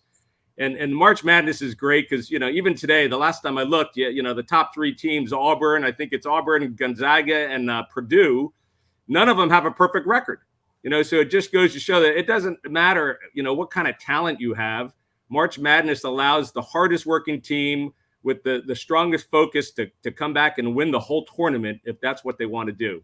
And I have a son that actually went to UVA in 2019. They won the championship. My daughter was at Villanova in 2018 when they won the championship. And I got one last son that hopefully will experience a national championship like their old man and his older brother and sister did. And he's at UVA, so he's got a shot. What you just said, though, about March Madness really speaks to the resoluteness of our dealers in the automotive industry. Absolutely. As well. Because look at all the adversity, quote unquote, that we have been faced with in the last 2 years. And look how determined and how the retail body has come back and been proactive and just figured out, even in these tumultuous times, how to make it all work. Absolutely. Especially during the pandemic. I think it just goes to show, there were a few months there in some states where they couldn't even sell a car in person. And now, looking at the profits from 2021, it was some doubled the profits that from the history of their businesses. They had double the profits that they had ever gained. So it's pretty amazing. So amazing time. Now, what are your expectations? Because here we are in early March. We got Fixed Ops Roundtable going on. We got the National Auto Dealers Association show going on. What are your expectations? For right now, what's going to happen in the next few months and beyond for our dealers? Well, I don't think there's any question that NADA is very excited to have the in-person show in March. You know, as you mentioned before the show, you all were fortunate to have a really great presence on your show, Fixed Ops Roundtable, and NADA. It was basically experiencing their first time ever for a virtual show, something they've done in person for years. I mean, I was at the 100th year anniversary in New Orleans when we celebrated that, and that was amazing. But I will tell you that this show will probably outdo even the 100th year anniversary, because I think there's a lot of pent up demand for people to want to do business in person. You know, they've got that amazing Allegiant Stadium where, you know, the Las Vegas professional football team plays now. And they've got Train coming that night. And Scott Doobie, who's the chair of that, you know, auto show committee, I think he was determined to work with Mike Stanton and Steve Pitt and the rest of the auto show team to put the best, you know, trade show in the auto industry ever, because I think it's long overdue. And I think everybody, dealers and vendors alike, are ready for a great show. And you've got some background at NADA as well, because I know a lot of folks who know you from NADA and the good work that you've done in helping with their educational programs, with the NADA Dealer Academy, which is the foremost of its kind. Nothing quite like it at all anywhere in the industry. The best in the industry, the best instructors, and the 20 group moderators. There's 24 or 5 of them, they're the best at what they do. So I'm very excited for NADA to have the show in March, and it'll butt up against your Fixed Ops Roundtable around the same time. So it's going to be great. It's going to be a great week. You know, it's a great week for everybody. Now here you are, you're the Chief Revenue Officer at Orbi. I want to ask you about that because, Peter, there's been a lot of chatter going on, not only at this event, but throughout the industry about digital retailing. We've heard it now for the last couple of years. What are your thoughts about digital retailing? Well, digital retailing, I mean, it's kind of funny when you think about it. Digital retailing has been going on forever outside this industry. You know, when you think about the Amazons and Best Buys and even, you know, what Walmart is doing. And now, obviously, with the Carvanas and Vrooms of the world, that's what got the attention of the auto industry, coupled with the pandemic. So obviously, everybody's like, well, if a company like Carvana can sell a car online from the very beginning to the end and do it completely without, you know, kicking tires and you know, obviously going to a showroom, it got a lot of people's attention. And the pandemic certainly, you know, accelerated that. Everybody jumped on the bandwagon, and OEMs alike would you know, either partner with a digital retailing tool to roll out something. But at the end of the day, you know, depending on who you ask, it ranges from anywhere from maybe on the high side, 6 or 7% to as low as 3 or 4% of the people that are actually going through the full platform and buying a car, you know, like somebody does on Amazon, or I'm sorry, like Vroom or Carvana or Shift. And the reason for that, I think there's many reasons for that. And one of which is the fact that we have such a huge distribution network out there that obviously are made up of owners of car dealerships and groups that are the best at what they do. And they're able to pivot, and they're able to keep their customers loyal. And really, digital retailing is something that I believe should be more. It should really be called customer. It's a focus on the customer and understanding the customer, and it's creating the best customer experience you can for your loyal customers. And really, that's something that our dealerships know how to do. Now they've had to learn how to pivot, because obviously, when there's all kinds of tools out there that can allegedly show you how to sell a car, you know, all the way from the beginning to the end and picking up the vehicle. We all know that there's state laws that prevent you from even doing an e-signature, so that you can do that you have to actually do wet signatures in order to buy a car. But at the end of the day, it's really about creating the best consumer experience for your customers and making sure they're brand loyal to you. Digital retailing is something it's not new. You know, it's just a buzzword that, you know, the auto industry has taken to a new level because, you know, the news, you know, when the 3 big companies were acquired recently, whether it was, you know, CDK and Roadster, shortly followed by Reynolds and Reynolds of Goobagoo, and then even JD Power bought Darwin. And frankly, when you think about what happened with all those acquisitions, it was nothing more than a data play to make sure that the information you have about customers, whether you're with, you know, CDK or Roadster, you're able to combine that data together. You'll know more about that customer, and you can create that frictionless experience and that better experience. And there's no different than what Reynolds and Reynolds will do with Goobagoo, what JD Power will do with Darwin, and frankly, the recent announcement just the other day with Cars.com and AccuTrade that's going to bring, you know, cars into the whole wholesale remarketing business. And it's all about data that's going to allow more transparency so that customers of both Cars and AccuTrade will have a better experience. So digital retailing is kind of a misnomer. It's really, customer experience and creating the best customer experience you can for your customers. That's really what it should be called. And Peter, I've got to ask you this finally, especially with what you're doing there at Orbi. How can marketing data and automation be used to better optimize capacity in the, what we've called historically the back end of the dealership, the service department? Well, I mean, when it comes to data, this is what I think dealerships need to all understand. That's really the most important data that you have, especially from your own websites. And it's no different than personal relationships. So Ted, if you run across a friend of yours that remembers your name every time you see them, that person's likely to be a friend for a long time. Yeah. And even better, if you run into a buddy of yours that knows the kind of beer you like to drink, okay, and remembers your birthday every time you see him, he's likely to be a long-term friend and somebody that you'll keep in touch with for a long time. So the way, brands relate with their customers, and it's no different than dealers with their customers, they need to understand those that are interested in their brand. And dealerships have been around for years, multi-generations. And this past year, I went to an NADA Academy graduation where the fourth generation was graduating. Charlie Falk Junior, Charlie Falk III, Adam Falk, and the youngest son, Charlie III, is 4 generations in the car business. And that's the value of a business in the dealership world, because, there's lots of them that have been around a long time. But to understand the data, and that data is what we call first party data that dealerships own from their websites, you'll better understand what's going on with what these people are doing in your websites. And the more and more you know about the customers on your website, the better you can engage with them. So that's what's really important about marketing data. Is I don't think enough dealerships understand that shopper profiles. You can clearly create segments, nothing more than a bucket of what a person does in your website. Like if Ted Ings likes, electric vehicles, you're going to be able to track how many times you're going on a dealership website and you're looking at a Mustang Mach-E or an F-150 Lightning. And with those buckets of information, a fancier name, the segments, you can market to them directly and provide them a relevant message so that you can continue to do business with that dealership. So data is going to be very important. And the best thing about data is that there's technology that allows you to market them automatically, where you don't need a human to send an email blast out. You can do that automatically. Because as you know, with digital retailing and the way business is changing, Ted, let's face it, most dealers are going to adopt some form of order to delivery. They're selling vehicles before they even show up in the showroom.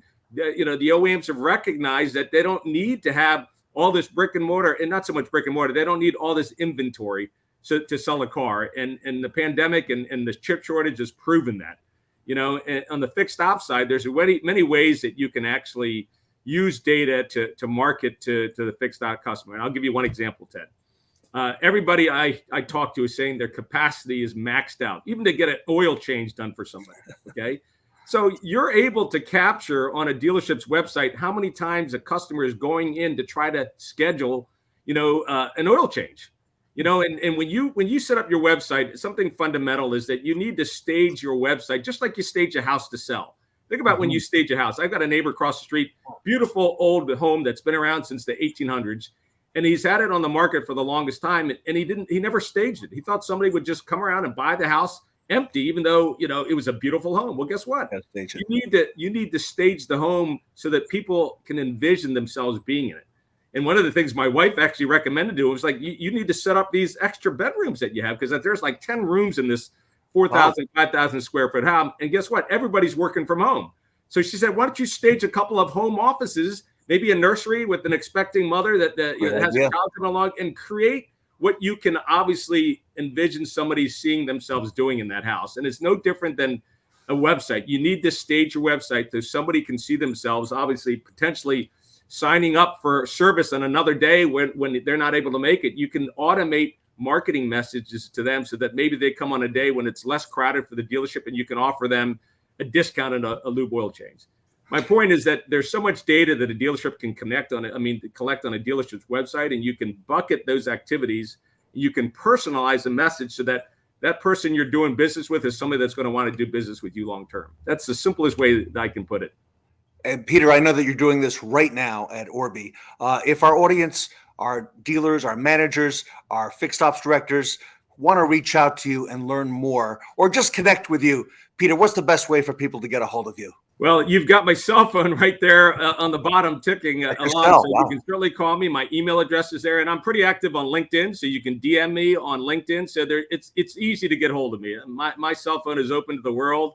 I respond to emails and texts all day long, and it's easy. We'll also be at NADA. You can stop by the booth. But I think that if you capture my cell phone that's right there, or even go on LinkedIn, my number is listed there. It's easy to get hold of me. That's the easy thing to do, and be happy to help anybody out that wants to learn more about it. Peter, great honor. We have to have you back because there's so much we could talk about together. Again, thank you so much for being here today. Everybody, Peter Fong, the Chief Revenue Officer at Orbi, here today at the Fixed Ops Roundtable. Pleasure to be here, Ted.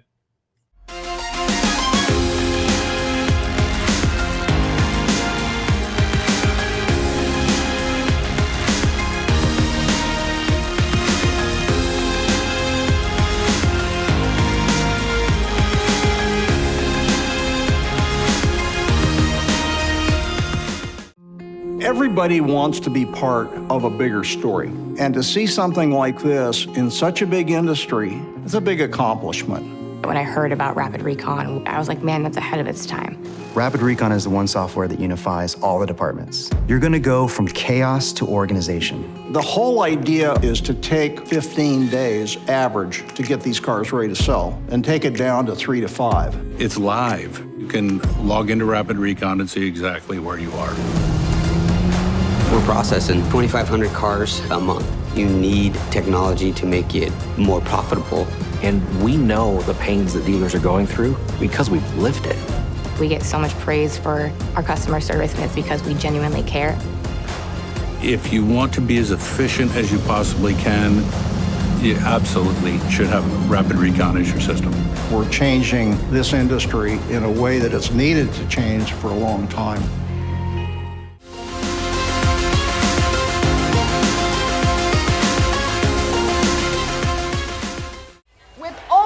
Minutes remaining now, the Fixed Ops Roundtable is calling a timeout to speak to the #1 coach in automotive history, who is joined by the industry-leading point guard. Wait until you see this alley-oop of an interview. Please welcome Michelle McLain and Ted Ings.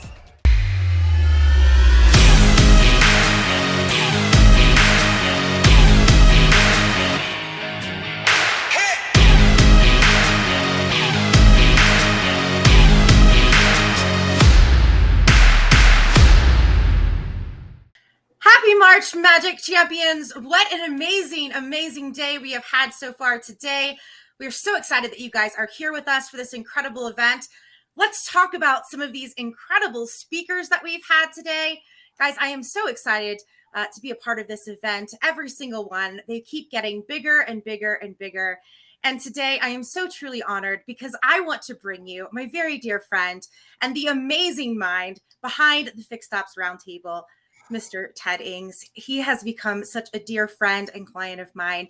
And I really wanted to kind of flip this around. He spends so much time and energy bringing all of you to the table and making sure that you guys get front and center so that you can expand and grow your businesses.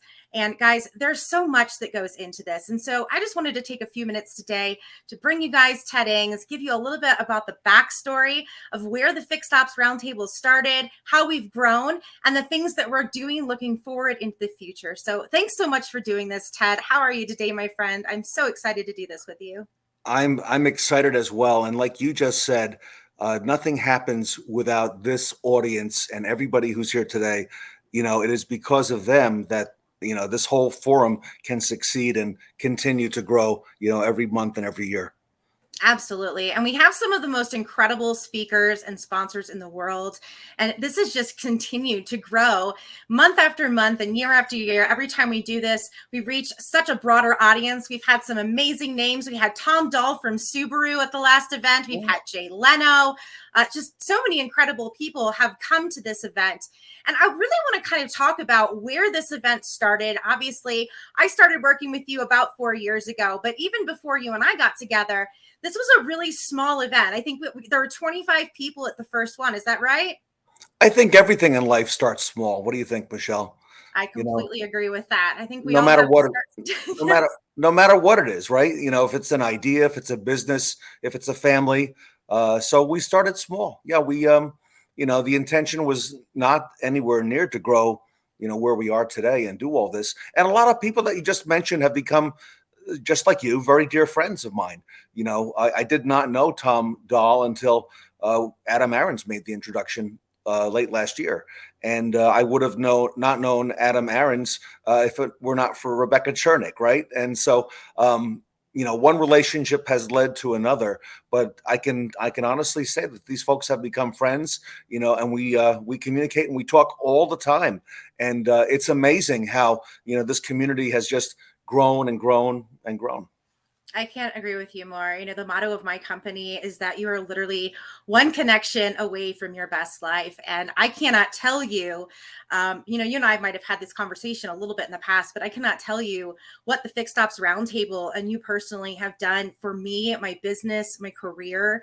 I mean, the connections that have come from this event, I can't even, looking on the outside looking in, I can't understand why anybody would not want to be a part of the Fixed Ops Roundtable or be a sponsor. There are so many opportunities that this event brings to people like myself who really didn't have a big name. I was a car girl, but I didn't really have a big name when I started my company. And this event has provided me so many incredible opportunities, and I'm truly grateful. So let's kind of go back though. Let's go back to that first event, or even prior to that first event.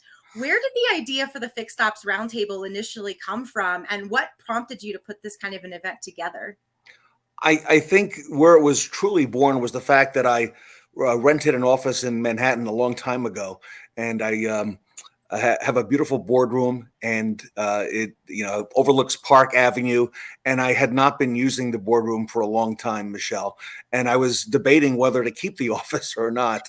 And I talked with a number of people who said, why don't you see if you can get some dealers to come in and maybe, social media, put it out there and do some kind of a meeting with them and see if you could make that happen. And I thought long and hard about it, Michelle, and I really didn't think that I didn't think anybody would show up. I wasn't quite sure how that would work, because of traffic in Manhattan and then parking and then going up 26 floors, so I kind of put it on the back burner. And, I also did not know if Fixed Ops, if there wasn't already something out there. And in fact, there was. Automotive News has had a Fixed Ops Journal forum for some time. And I think after we were like 6 months into the Fixed Ops Roundtable, Caesar Augustus at Dealer Scanning sent me some pictures and video. He was at their big event in Orlando that year. And Michelle, I couldn't believe they had 200 people attend that event. And I was so jealous. I was like, wow, how could they get 200 people to come to a Fixed Ops event? Someday, that's where we're going to be. In fact, maybe we can even do a little bit better.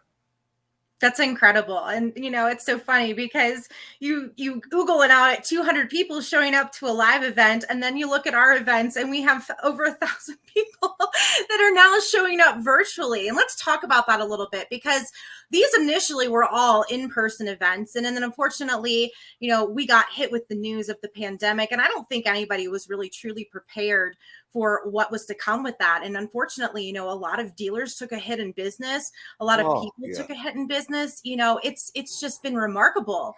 But I think that the people who have decided to thrive through this, especially someone like yourself, you came to me and you said, you know what, I'm going to cancel the events. And I said to you, no, Ted, we're not going to cancel the events. We're going to grow through this, and we're going to pivot, and we're going to go virtual. And honestly, I think that was probably one of the best moves that we could have ever made, because I think we've grown more now. These last 2 years of going through this. The event has grown, the speakers, the amount of accolade and the things that we're doing now. I think we're drawing a bigger audience than we did to begin with. Don't you?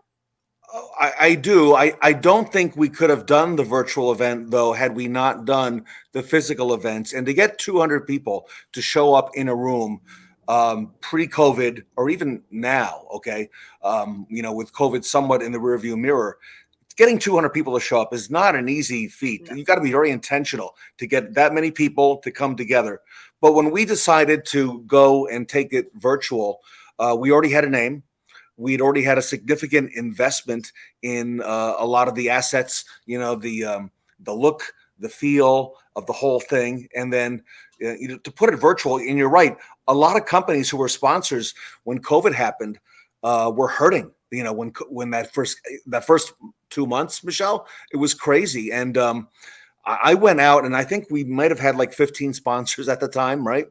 And we had sponsors who were scheduled and had paid for the next event, which was going to be in Dallas, right? And I was trying desperately to keep that event together. No, we got to get together in Dallas. We got to do this. And the CDC kept changing the guidelines to no more than 25 people. I said, okay, we'll put them in different rooms. And then it was down to 10 people, no more than 5 people, in a gathering. So we had to do something. So the decision was made to go virtual, and I gave all the sponsors their money back.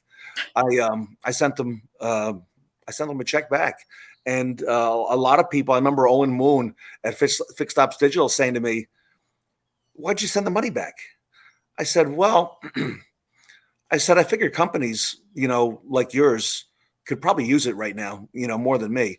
And so I did that across the board, and we refunded a lot of money. And we went and did the whole thing complimentary, right? It's the first time we opened the doors, didn't charge admission, did it for the industry. And I remember we did the first one live, Michelle, right? We had like 50 speakers that day, I remember 8 hours, and we pulled it off. It did not crash. And I remember Curtis Nixon at Update Promise calling me up, and I just saw him yesterday. And Curtis said to me, "That was amazing. What you just did for the industry." He goes, I'm gonna send you a check right now. Okay, I know you don't want it, but I'm going to send you the money because that was needed for the industry. And we did it again with Back to the Future a few months later. We didn't charge a lot of the sponsors. Some had the ability to pay. So we kind of said, look, if you got the money, you pay. If not, you're going to speak anyway. And we built a lot of goodwill, which I think people are never going to forget. And, and that's how it happened. And then the fact that it was complimentary, now we were getting 500-600 people, and then, it just went up from there. I think that's really the truest testament of your character, Ted. And, I don't think a lot of people really have gotten the opportunity to know you personally on the level that I have. I've gotten a chance to kind of grow with you. I remember when we first started working together, I remember the Ted ego. And there is an ego. There is, as you know. There is. But, you've grown so much, not only as a person. I've gotten this chance to know you. And like I said, I think it's really a true testament to your character. The fact that you stepped up to the plate during a time when not a lot of people would have, and said, listen, we're gonna give you your money back. There's not a lot of people that would have done that. And that's really just commendable. And I'm so blessed to be a part of this and to be a part of your life in this journey. Like I said, I've gotten a chance to really know you personally. And I want people to know the Teddings that I know, because you are such a remarkable human being. And I love you dearly. So let's tell people what makes the Fixed Ops Roundtable different, because there's a lot of events that are out there. There's a lot of online events, there's webinars, there's 20 groups. Of course, we just wrapped up with NADA and all of that kind of stuff. But really, what makes this event different than any other event that's out there? I think attention to detail, and you can speak to that too, Michelle. I'm very concerned whether it's a physical event or whether we're online, that the aesthetics are just right, that we have a red carpet right in front of the step and repeat board, and that the lighting is just right and people can see, the speakers. Most of our speakers don't show up in jeans. Okay. And, I try to set the standard by wearing a jacket and tie. I tell the speakers, look, it's business casual. You don't have to do that. But a lot of them will put on a jacket because they know they're at the Fixed Ops Roundtable. So I think everything speaks. I think the themes that you developed over time speak as well because they're fun. And we want to make it, it is business. It is the latest of what's out there. But we want to make it interesting, and we want to constantly make it better. And we want it to have an appeal that people want to come to this and not see the same old thing every single time. So we want to constantly get better. And, we're always looking for the new talent. And of course, we want to keep the great talent that we have now because we got some great storytellers. I just mentioned Kurt Nixon as one. John Traver is another. David Boyle, of course, is one as well. These folks, the Les Silvers, these are amazing human beings. And when they speak about the Fixed Ops Roundtable, they don't talk about their company or their product. They talk big picture, and people really want to hear what they have to say. Yeah, and I think that that big picture mentality is so important, especially as we begin going into the future of fixed ops. There are so many new awesome products and services and people that are emerging on the scene. And I think what's great about that is that the Fixed Ops Roundtable really gives people an opportunity to be front and center. Whether you're somebody like a Curtis Nixon or a David Boyle or an Adam Arens, and you've acquired a lot of success, or even if you're somebody that may have just been starting out in this industry, you have a new product, you have something that's brand new on the market, but it's an incredible product. Let's talk SciTech, right? Brian Levinson. That's probably not a product that a whole lot of people have heard a whole lot about just yet. They're still kind of in the infancy of development. But you've given them an opportunity and a platform and a stage to share the product and the technology that's of the future. Well, Les Silver actually made the recommendation. He said, I want to use my time at the next roundtable, maybe a year and a half ago. He goes, I want to use my time and give it to Brian Levinson at SciTech, because I think that's really worthy of the roundtable. So that meant a lot to me that Les would say that, right? And we did, so I will tell you this though. If it's a company that's fairly new and they got a great product, we're also going to look at their messaging though, and I want to make sure that they're ready for prime time, because we're not going to put just anybody who's on, who's out there who may not have really developed, what their message is or what pain point they address at the dealership. We want to make sure they're ready for this stage. So we also work very hard, as you know, Michelle, to practice and get everybody ready so that everyone looks their best on game day. I know all about trying to make everyone look their best. We just Yes, got we a do. couple of minutes left here. I want to ask you one last question, and this is something that I have actually taken out of a book from Glenn Lundy, my very dear friend. Of course, I share the Breakfast with Champions stage with him, and he has a question that he asks of all of our speakers that come on stage. So I'm going to ask this to you because I think that it's important. So Ted Ings, you are on the top of a mountain, right? And the whole world is your audience. You get literally 1 minute to say anything to these people. With everything that you've gone through in life, with building the roundtable, building a business, everything that you've done, you get 1 minute. What do you say to them? I would say the same thing I say in every email, every conversation. I would start by saying thank you. Because Tom Hopkins, who's a great sales trainer from Arizona for many, many years, always says it's important to say thank you. And anything you do, whether it's a note to somebody or in any communication, I want to thank them, thank everybody for what they've done to really help grow fixed operations and to create an awareness of this whole thing. So I want to thank everybody for helping to make all this happen. And, the intention from the beginning, like you just mentioned, was not to build this big conference or event. It was nowhere near that. Okay. Again, I was hoping anybody would show up, right, in the boardroom in Manhattan. But, and I kind of have that feeling every time we have an event, I'm like, gee, I hope people show up, for the event. I hear it every time, and it always works. It always works out. But, it causes me to work a lot harder to make sure that we have that extra talent, that extra, Greg Penske, that extra person to speak at the event to make sure that people will come. So we want to give them the very best that's out there. So the message to you and to Glenn Lundy, is thank you. And thank everybody, for all you do by attending and being a big part of this event. Well, thank you, Ted Ings. Honestly, thank you for all that you do. I shout from the rooftops. You truly are my best client, one of the most amazing people I have ever met in my life. You've done so much for my life, for my career, and I know that you're changing the lives of so many people in the automotive industry. So it's been a pleasure to be here with you today. Thank you guys so much for tuning in. We have so many amazing more segments that are going to be coming up. So make sure that you guys stick with us. And with that, I'm going to turn this back over to you, my dear friend. And by the way, she's the best branding expert in the business. So if you want to brand yourself to win, I've heard that tagline before. Michelle, how do people reach out to Michelle McLain if they wanted to do business with Absolutely. you? So I actually branched out this year. So there's McLain and there's Retention Masters. Retention Masters is our branding and retention division for automotive dealers. And you can find out about that at theretentionmasters.com. If you're looking for brand strategy and things like that, you can reach out to me personally at Michelle McLain. That's McLain.com. Of course, I'm all over social media. And as well, you can email me at info@theretentionmasters.com. All right.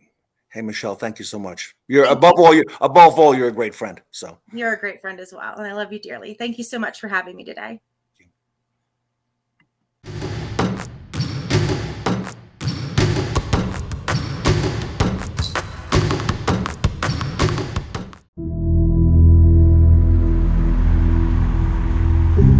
Signs.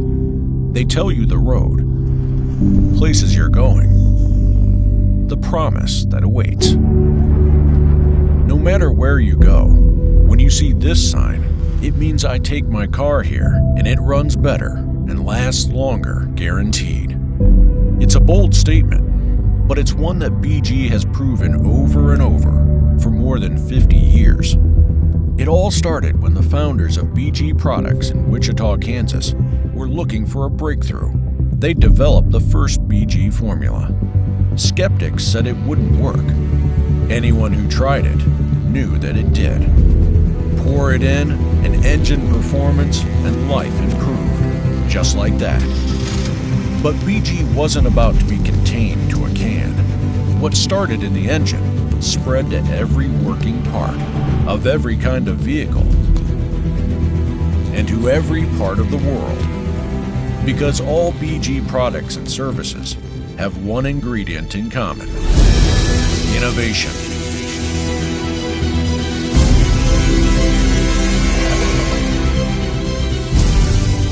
Through cutting-edge research and development, state-of-the-art resources, and an unwavering commitment to quality, BG leads the way with proven solutions of real-world drivability problems. That's why, worldwide, professionals use BG products, services, tools, and equipment every day. And why every year professionals from around the world attend BG University, the most advanced client success program in the industry. And why everything BG does is proven to deliver customer satisfaction and retention. Today, customers don't just look for a shop, they look for a BG shop. What can take a product from the heart of America into the hearts and minds of car owners all over the world? This sign and what it means. Now, ask what BG means to you. Because BG works worldwide.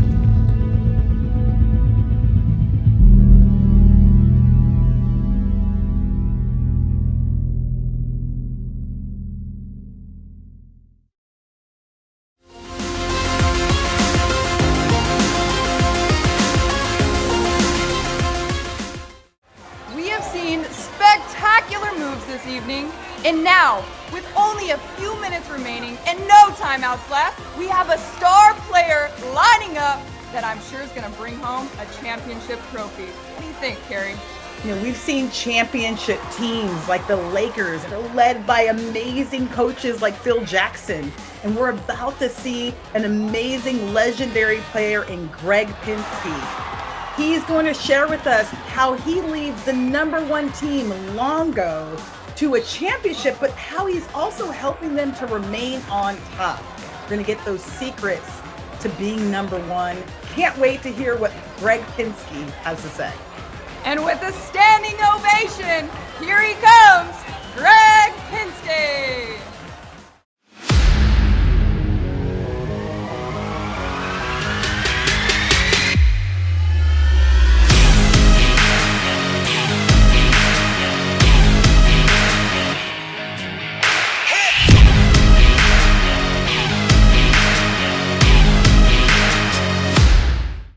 Welcome back to the Fixed Ops Roundtable, and it is a great honor that we are joined today by Greg Penske, who is the chairman and CEO of the Penske Motor Group. Greg, welcome to the Fixed Ops Roundtable. Thanks, Ted. Thanks for having me. Hey, we have heard so much, Greg, at every event. The name Penske comes up, Longo Toyota comes up at every event, and there are so many best practices that have come out of your organization. So I appreciate the opportunity to be able to ask you a few questions here about your organization and how you do things, because you obviously do things right.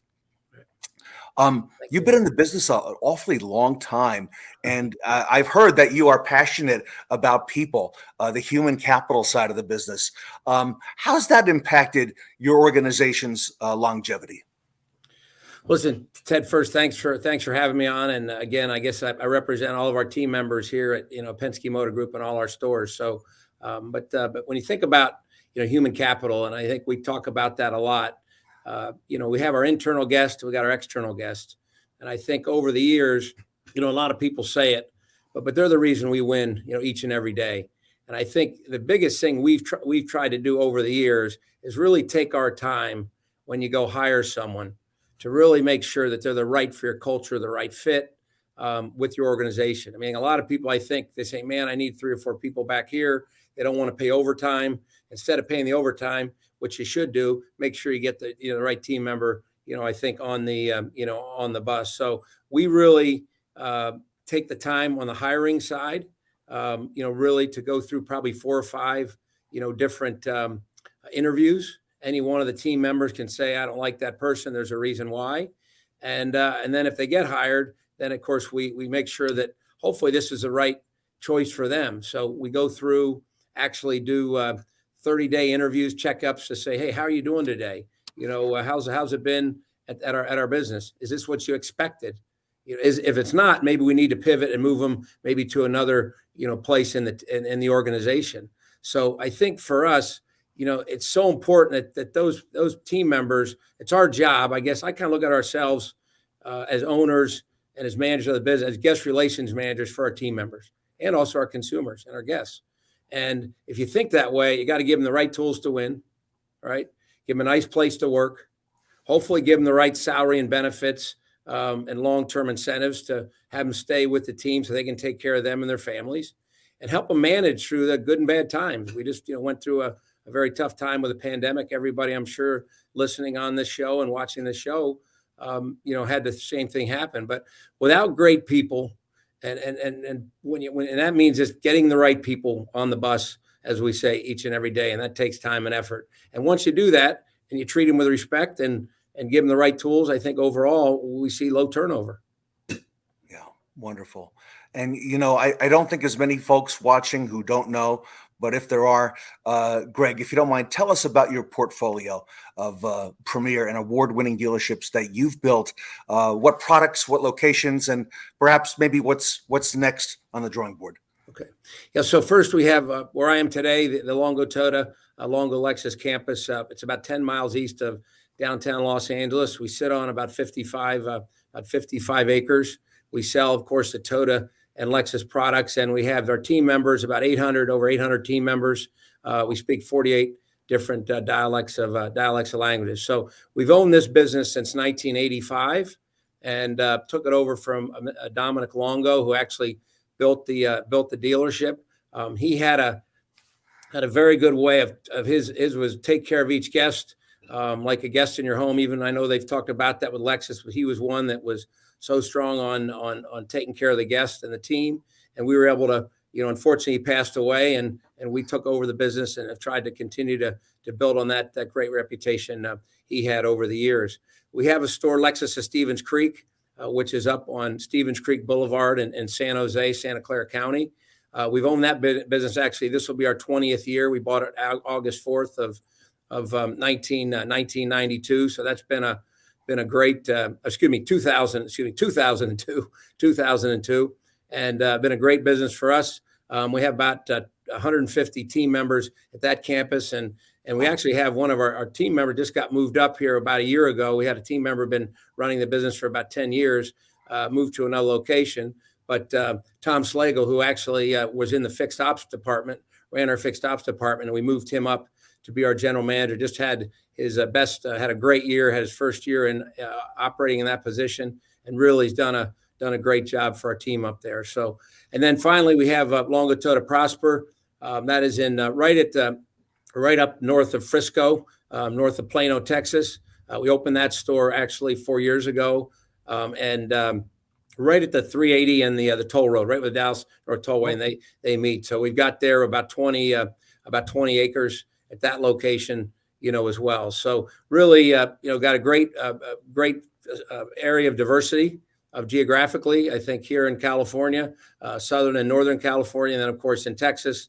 And I think ultimately, we're always looking at new opportunities, for our business. We like bigger stores. I think that's always been for us, volume stores that are at least on the new car side that are generally, north of 2,000 new units, and then used will come with that. But I think, right now I think you got to be a little careful right now. Prices are very high, when you look at what's out there, today, but the right brand and the right market that we can tag on to the markets we have today, I think we look at those. Wow. Now, something I have heard so much about, Greg, over the years is the average tenure of your team members. It's extraordinarily high. So you mentioned the hiring and the getting the right people on the bus, the training processes. Tell us a little bit about, if you don't mind, how you do that and how you help retain those team members. Yeah.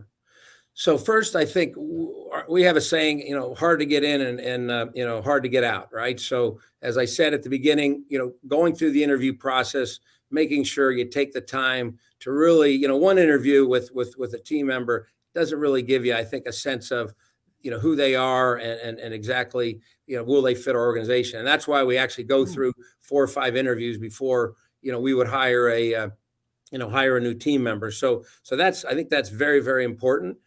Once they are on, look, we got to tell them what our culture is all about. We want to tell them exactly what we expect, how we like to do business. We have on all of our different name badges. Name badges on the back there. We have our 20 days of Penske Way, and that sets the kind of the culture and what we like to see. And when they come on board, they'll go through Penske College. They'll get training through there, usually 5 days to start, really just understanding the business, getting their benefits, getting all the basic things out of the way that first week. And I think that's probably one of the most important things, is really setting that tone and standard, every single day with the team. Then we generally at 30 days or 45 days, you go back and you talk to the team member, make sure how they doing, how they going, how they working with their business, as we talked about earlier. And are they enjoying where they're working, right? Do they enjoy that particular job that they signed up for? If they didn't, we pivot and maybe give them another chance at another part of the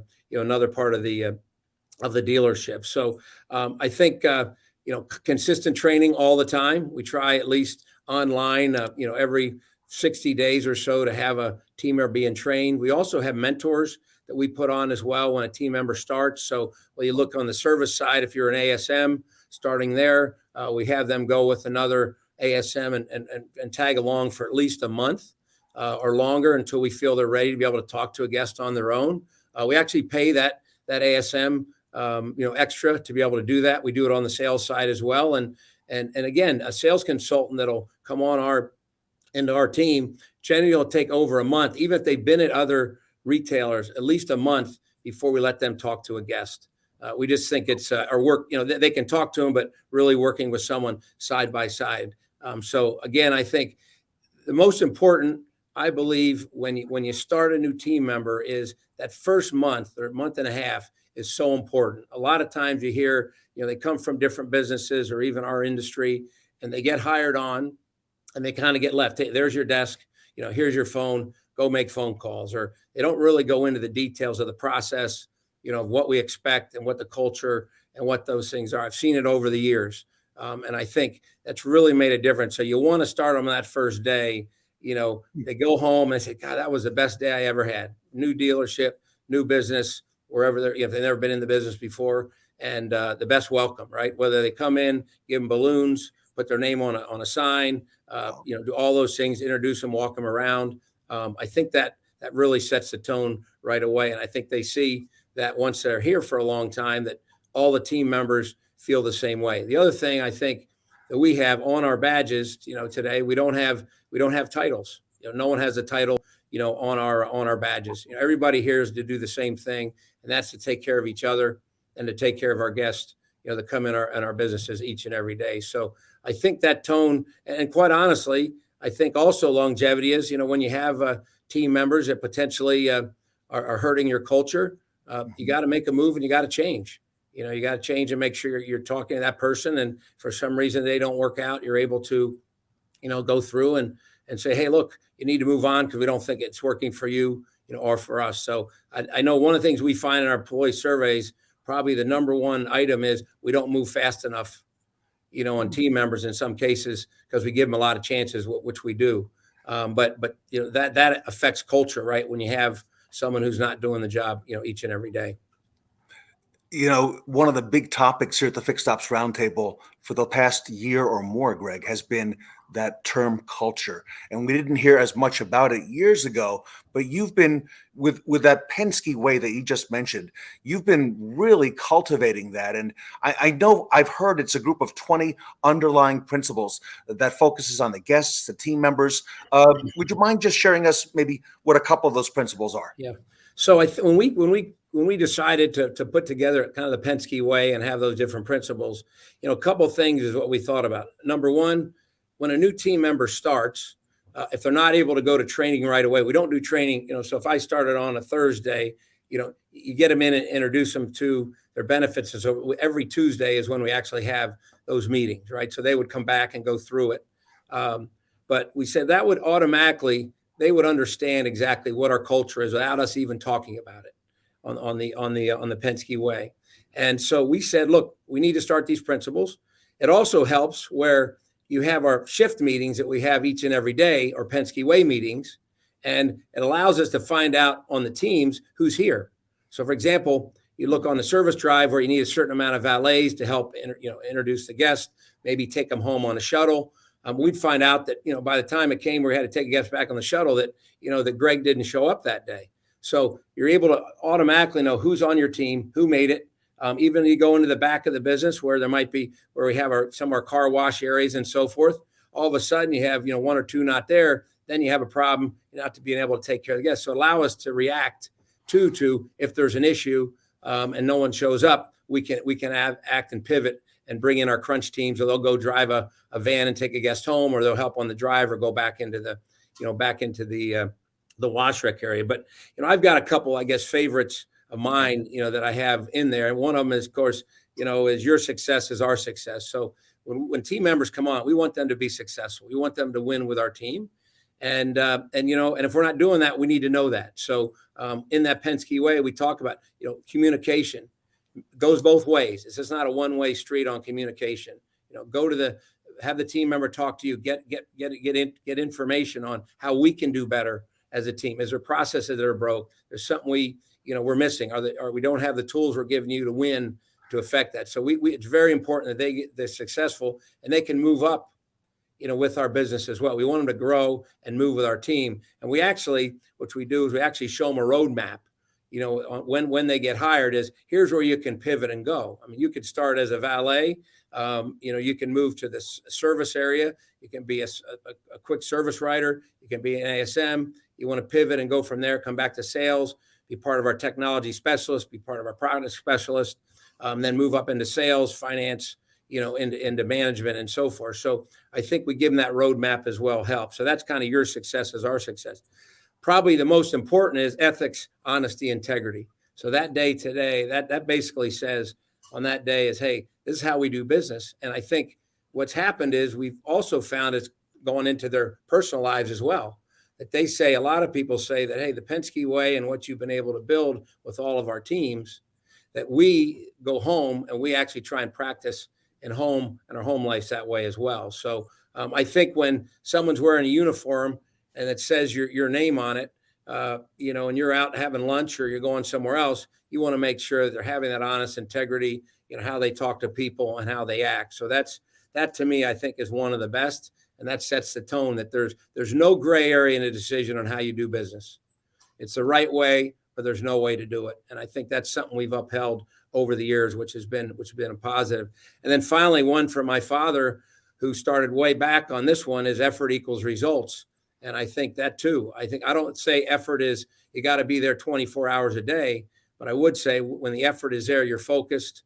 You're focused to do your job and to do it well. And with that, we try and reward you and with that success, and we win together. So that's how we've used it over the years. And I think it's been a great, great part of our culture and our team. But you got to earn it every day. I think, I look at this business as we have every day is a new day, and we have a race every day. And in that race is you got to have the right team members, you got to have the right strategy, to get you through the day. You got to be able to pivot and be able to go through change if something happened, doesn't go exactly perfect. And at the end of the day, if you do a great job, you'll win. You'll get those guests will come back, with referral and repeat business. And but it's execution. I mean, I think that is probably something that, every day that guest comes in and says, well, every time I come in here, I get a great experience. I don't have to worry about it, right? I feel comfortable. I feel these team members are honest, they're ethical. And I think that's something where it's been our advantage is, you can come in and walk around our business and look at different things we have here with the facility. But at the end of the day, if the guest isn't happy, and you're not executing on what you've told them, I think it's an issue. And that's one thing I would say too, when you think about, our survey system, the old surveys that we used to have, and I like the newer ones now because they're a lot shorter, a lot more succinct, and give us that information back to the guest. But what would happen? Guests would come in, we'd tell them, hey, we need you to put excellent on my survey. I had excellent service. Well, excellent service to us back then was we told them to come in at 8:00 on their appointment. We told them to pick up their car at 5:00. And wow, okay, wasn't that great? Well, I don't know. I don't want to call that excellent service. I'd call excellent service, hey, came in at 8:00, got the car done by 1:00, maybe delivered back to my home.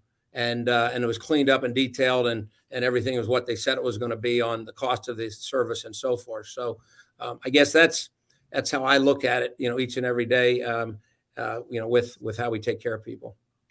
You mentioned your father, and we all know of the tremendous work ethic of Roger Penske, and obviously, Greg, that runs in the family. You're already number one in the world. You're number one at Longotura for a long time. How do you drive yourself to find new and innovative ways to compete and to win?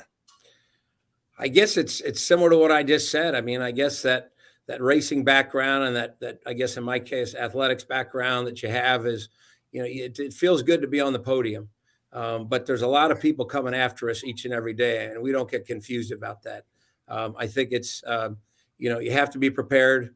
You have to be ready every day. The business is changing so much. And I think, which has been great, which I like, technology has really come into the business now. And I think it's made it easier for our team members, easy for our guests, a lot more intelligent guests when they come in on information about whether it's the cars they're going to buy, the services they're going to potentially ask about.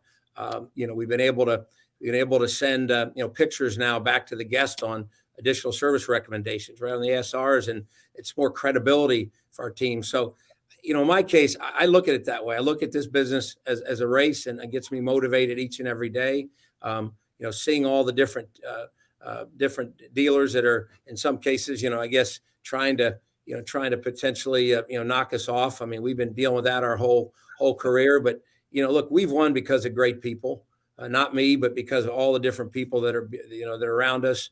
And, that's really why we've won and been number one over the years. But I think that drives everybody, right? Everybody wants to do well, generally, and when you hire people, that's why if you get the right ones on the bus, I think that's important. The other thing we've tried to do over the years too, which I think has helped with this, is when we manage, we move up a manager, we want that manager to have at least been on some type of team or worked together on a team. I think if you haven't, you don't have that same ability to relate to people that maybe you might not go to dinner with that person, but they're going to be good for your team and you're going to be able to, work together. And I think that's been important for us. But I think, every day is a different day. when you look at this business, people come into service, people come into parts, people come into collision center. They're in new and pre-owned. And, I think that piece of it is really, really, really important, for us to be able to just figure out how do we win that race every day, and that's, I guess, how I look at it. And that's what keeps me motivated when I get in every morning. I love it. What is your feeling on, and how do you envision the importance of fixed operations going into the future? Because here we are in the retail car business. We're just coming out of this pandemic season. What do you foresee for fixed ops? Well, look, I think, fixed ops is going to be, is always important, has always been very important for our businesses.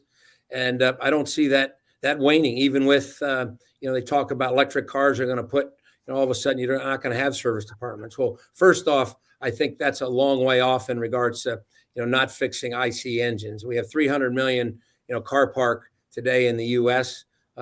What is all electric today? It's in that market. Look, it's going to grow. But if you said it took, maybe 50% of the market here in 2035, so that would be about 8 million, cars a year, right?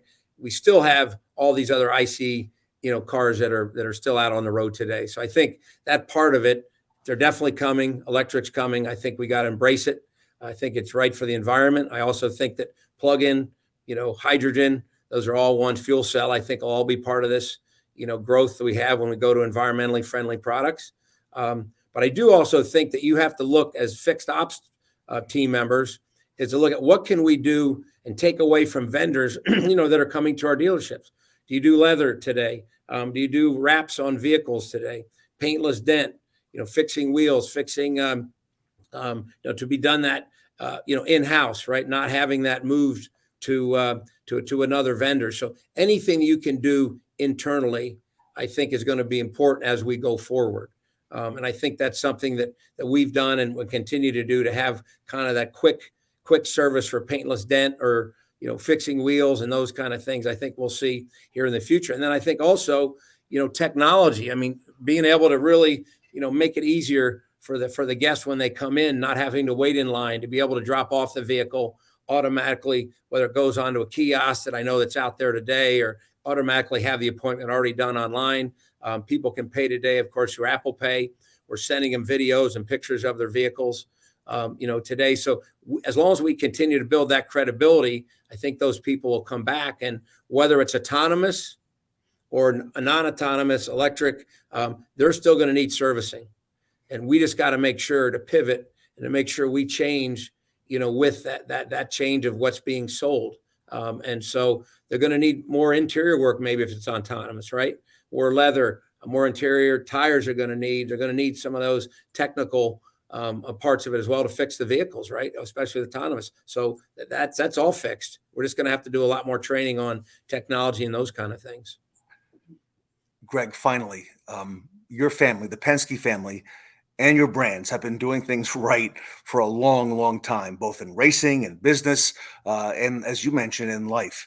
For our audience, our dealers, our managers watching, what advice do you have for them looking ahead into 2022? And what would you say to them?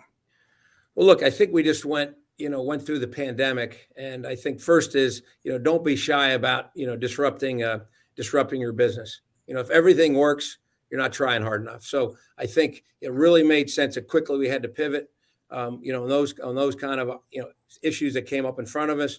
I think also thinking long-term and not short term, really start thinking right now, what's this business going to look like 5 to 10 years from now? What's my service departments, parts departments? What am I going to need when you think about the different, drivetrains and powertrains that we're going to have, going forward? Think about that now. You're going to go, build a big service facility today. You got a 10 to 20 year lease on that particular building. Do you really need to build that many stalls? What do the stalls look like? We've got here with Toyota today, we have to have, fuel cell stalls. We have to have electric stall today. Yeah. We've got, all the different things right now. Think, okay, what's that going to look like? So I think to me, that's probably the most is to be able to say, hey, what does it look like long-term, that's out there today? And I think, in the end too, what kind of team members do you want to have long-term? I think as well, we're going to have a lot more technical people, working in our businesses, long term as well. But for 22, again, don't be shy about disrupting your business. I mean, keep looking at areas that, how can you, where do you think, if you read the surveys of the guests, all I do is generally read the comments. Those are the ones that tell us the most about, exactly what are they thinking. But think about today, what can we do better? What can you do better each and every day? Make sure you take the time to do it and react to it, as well, right? React to those kind of things that way. But the business is going to continue to evolve. We've never seen it move this fast. And it's going to move even faster over the next 10 years. So you're going to have to be prepared.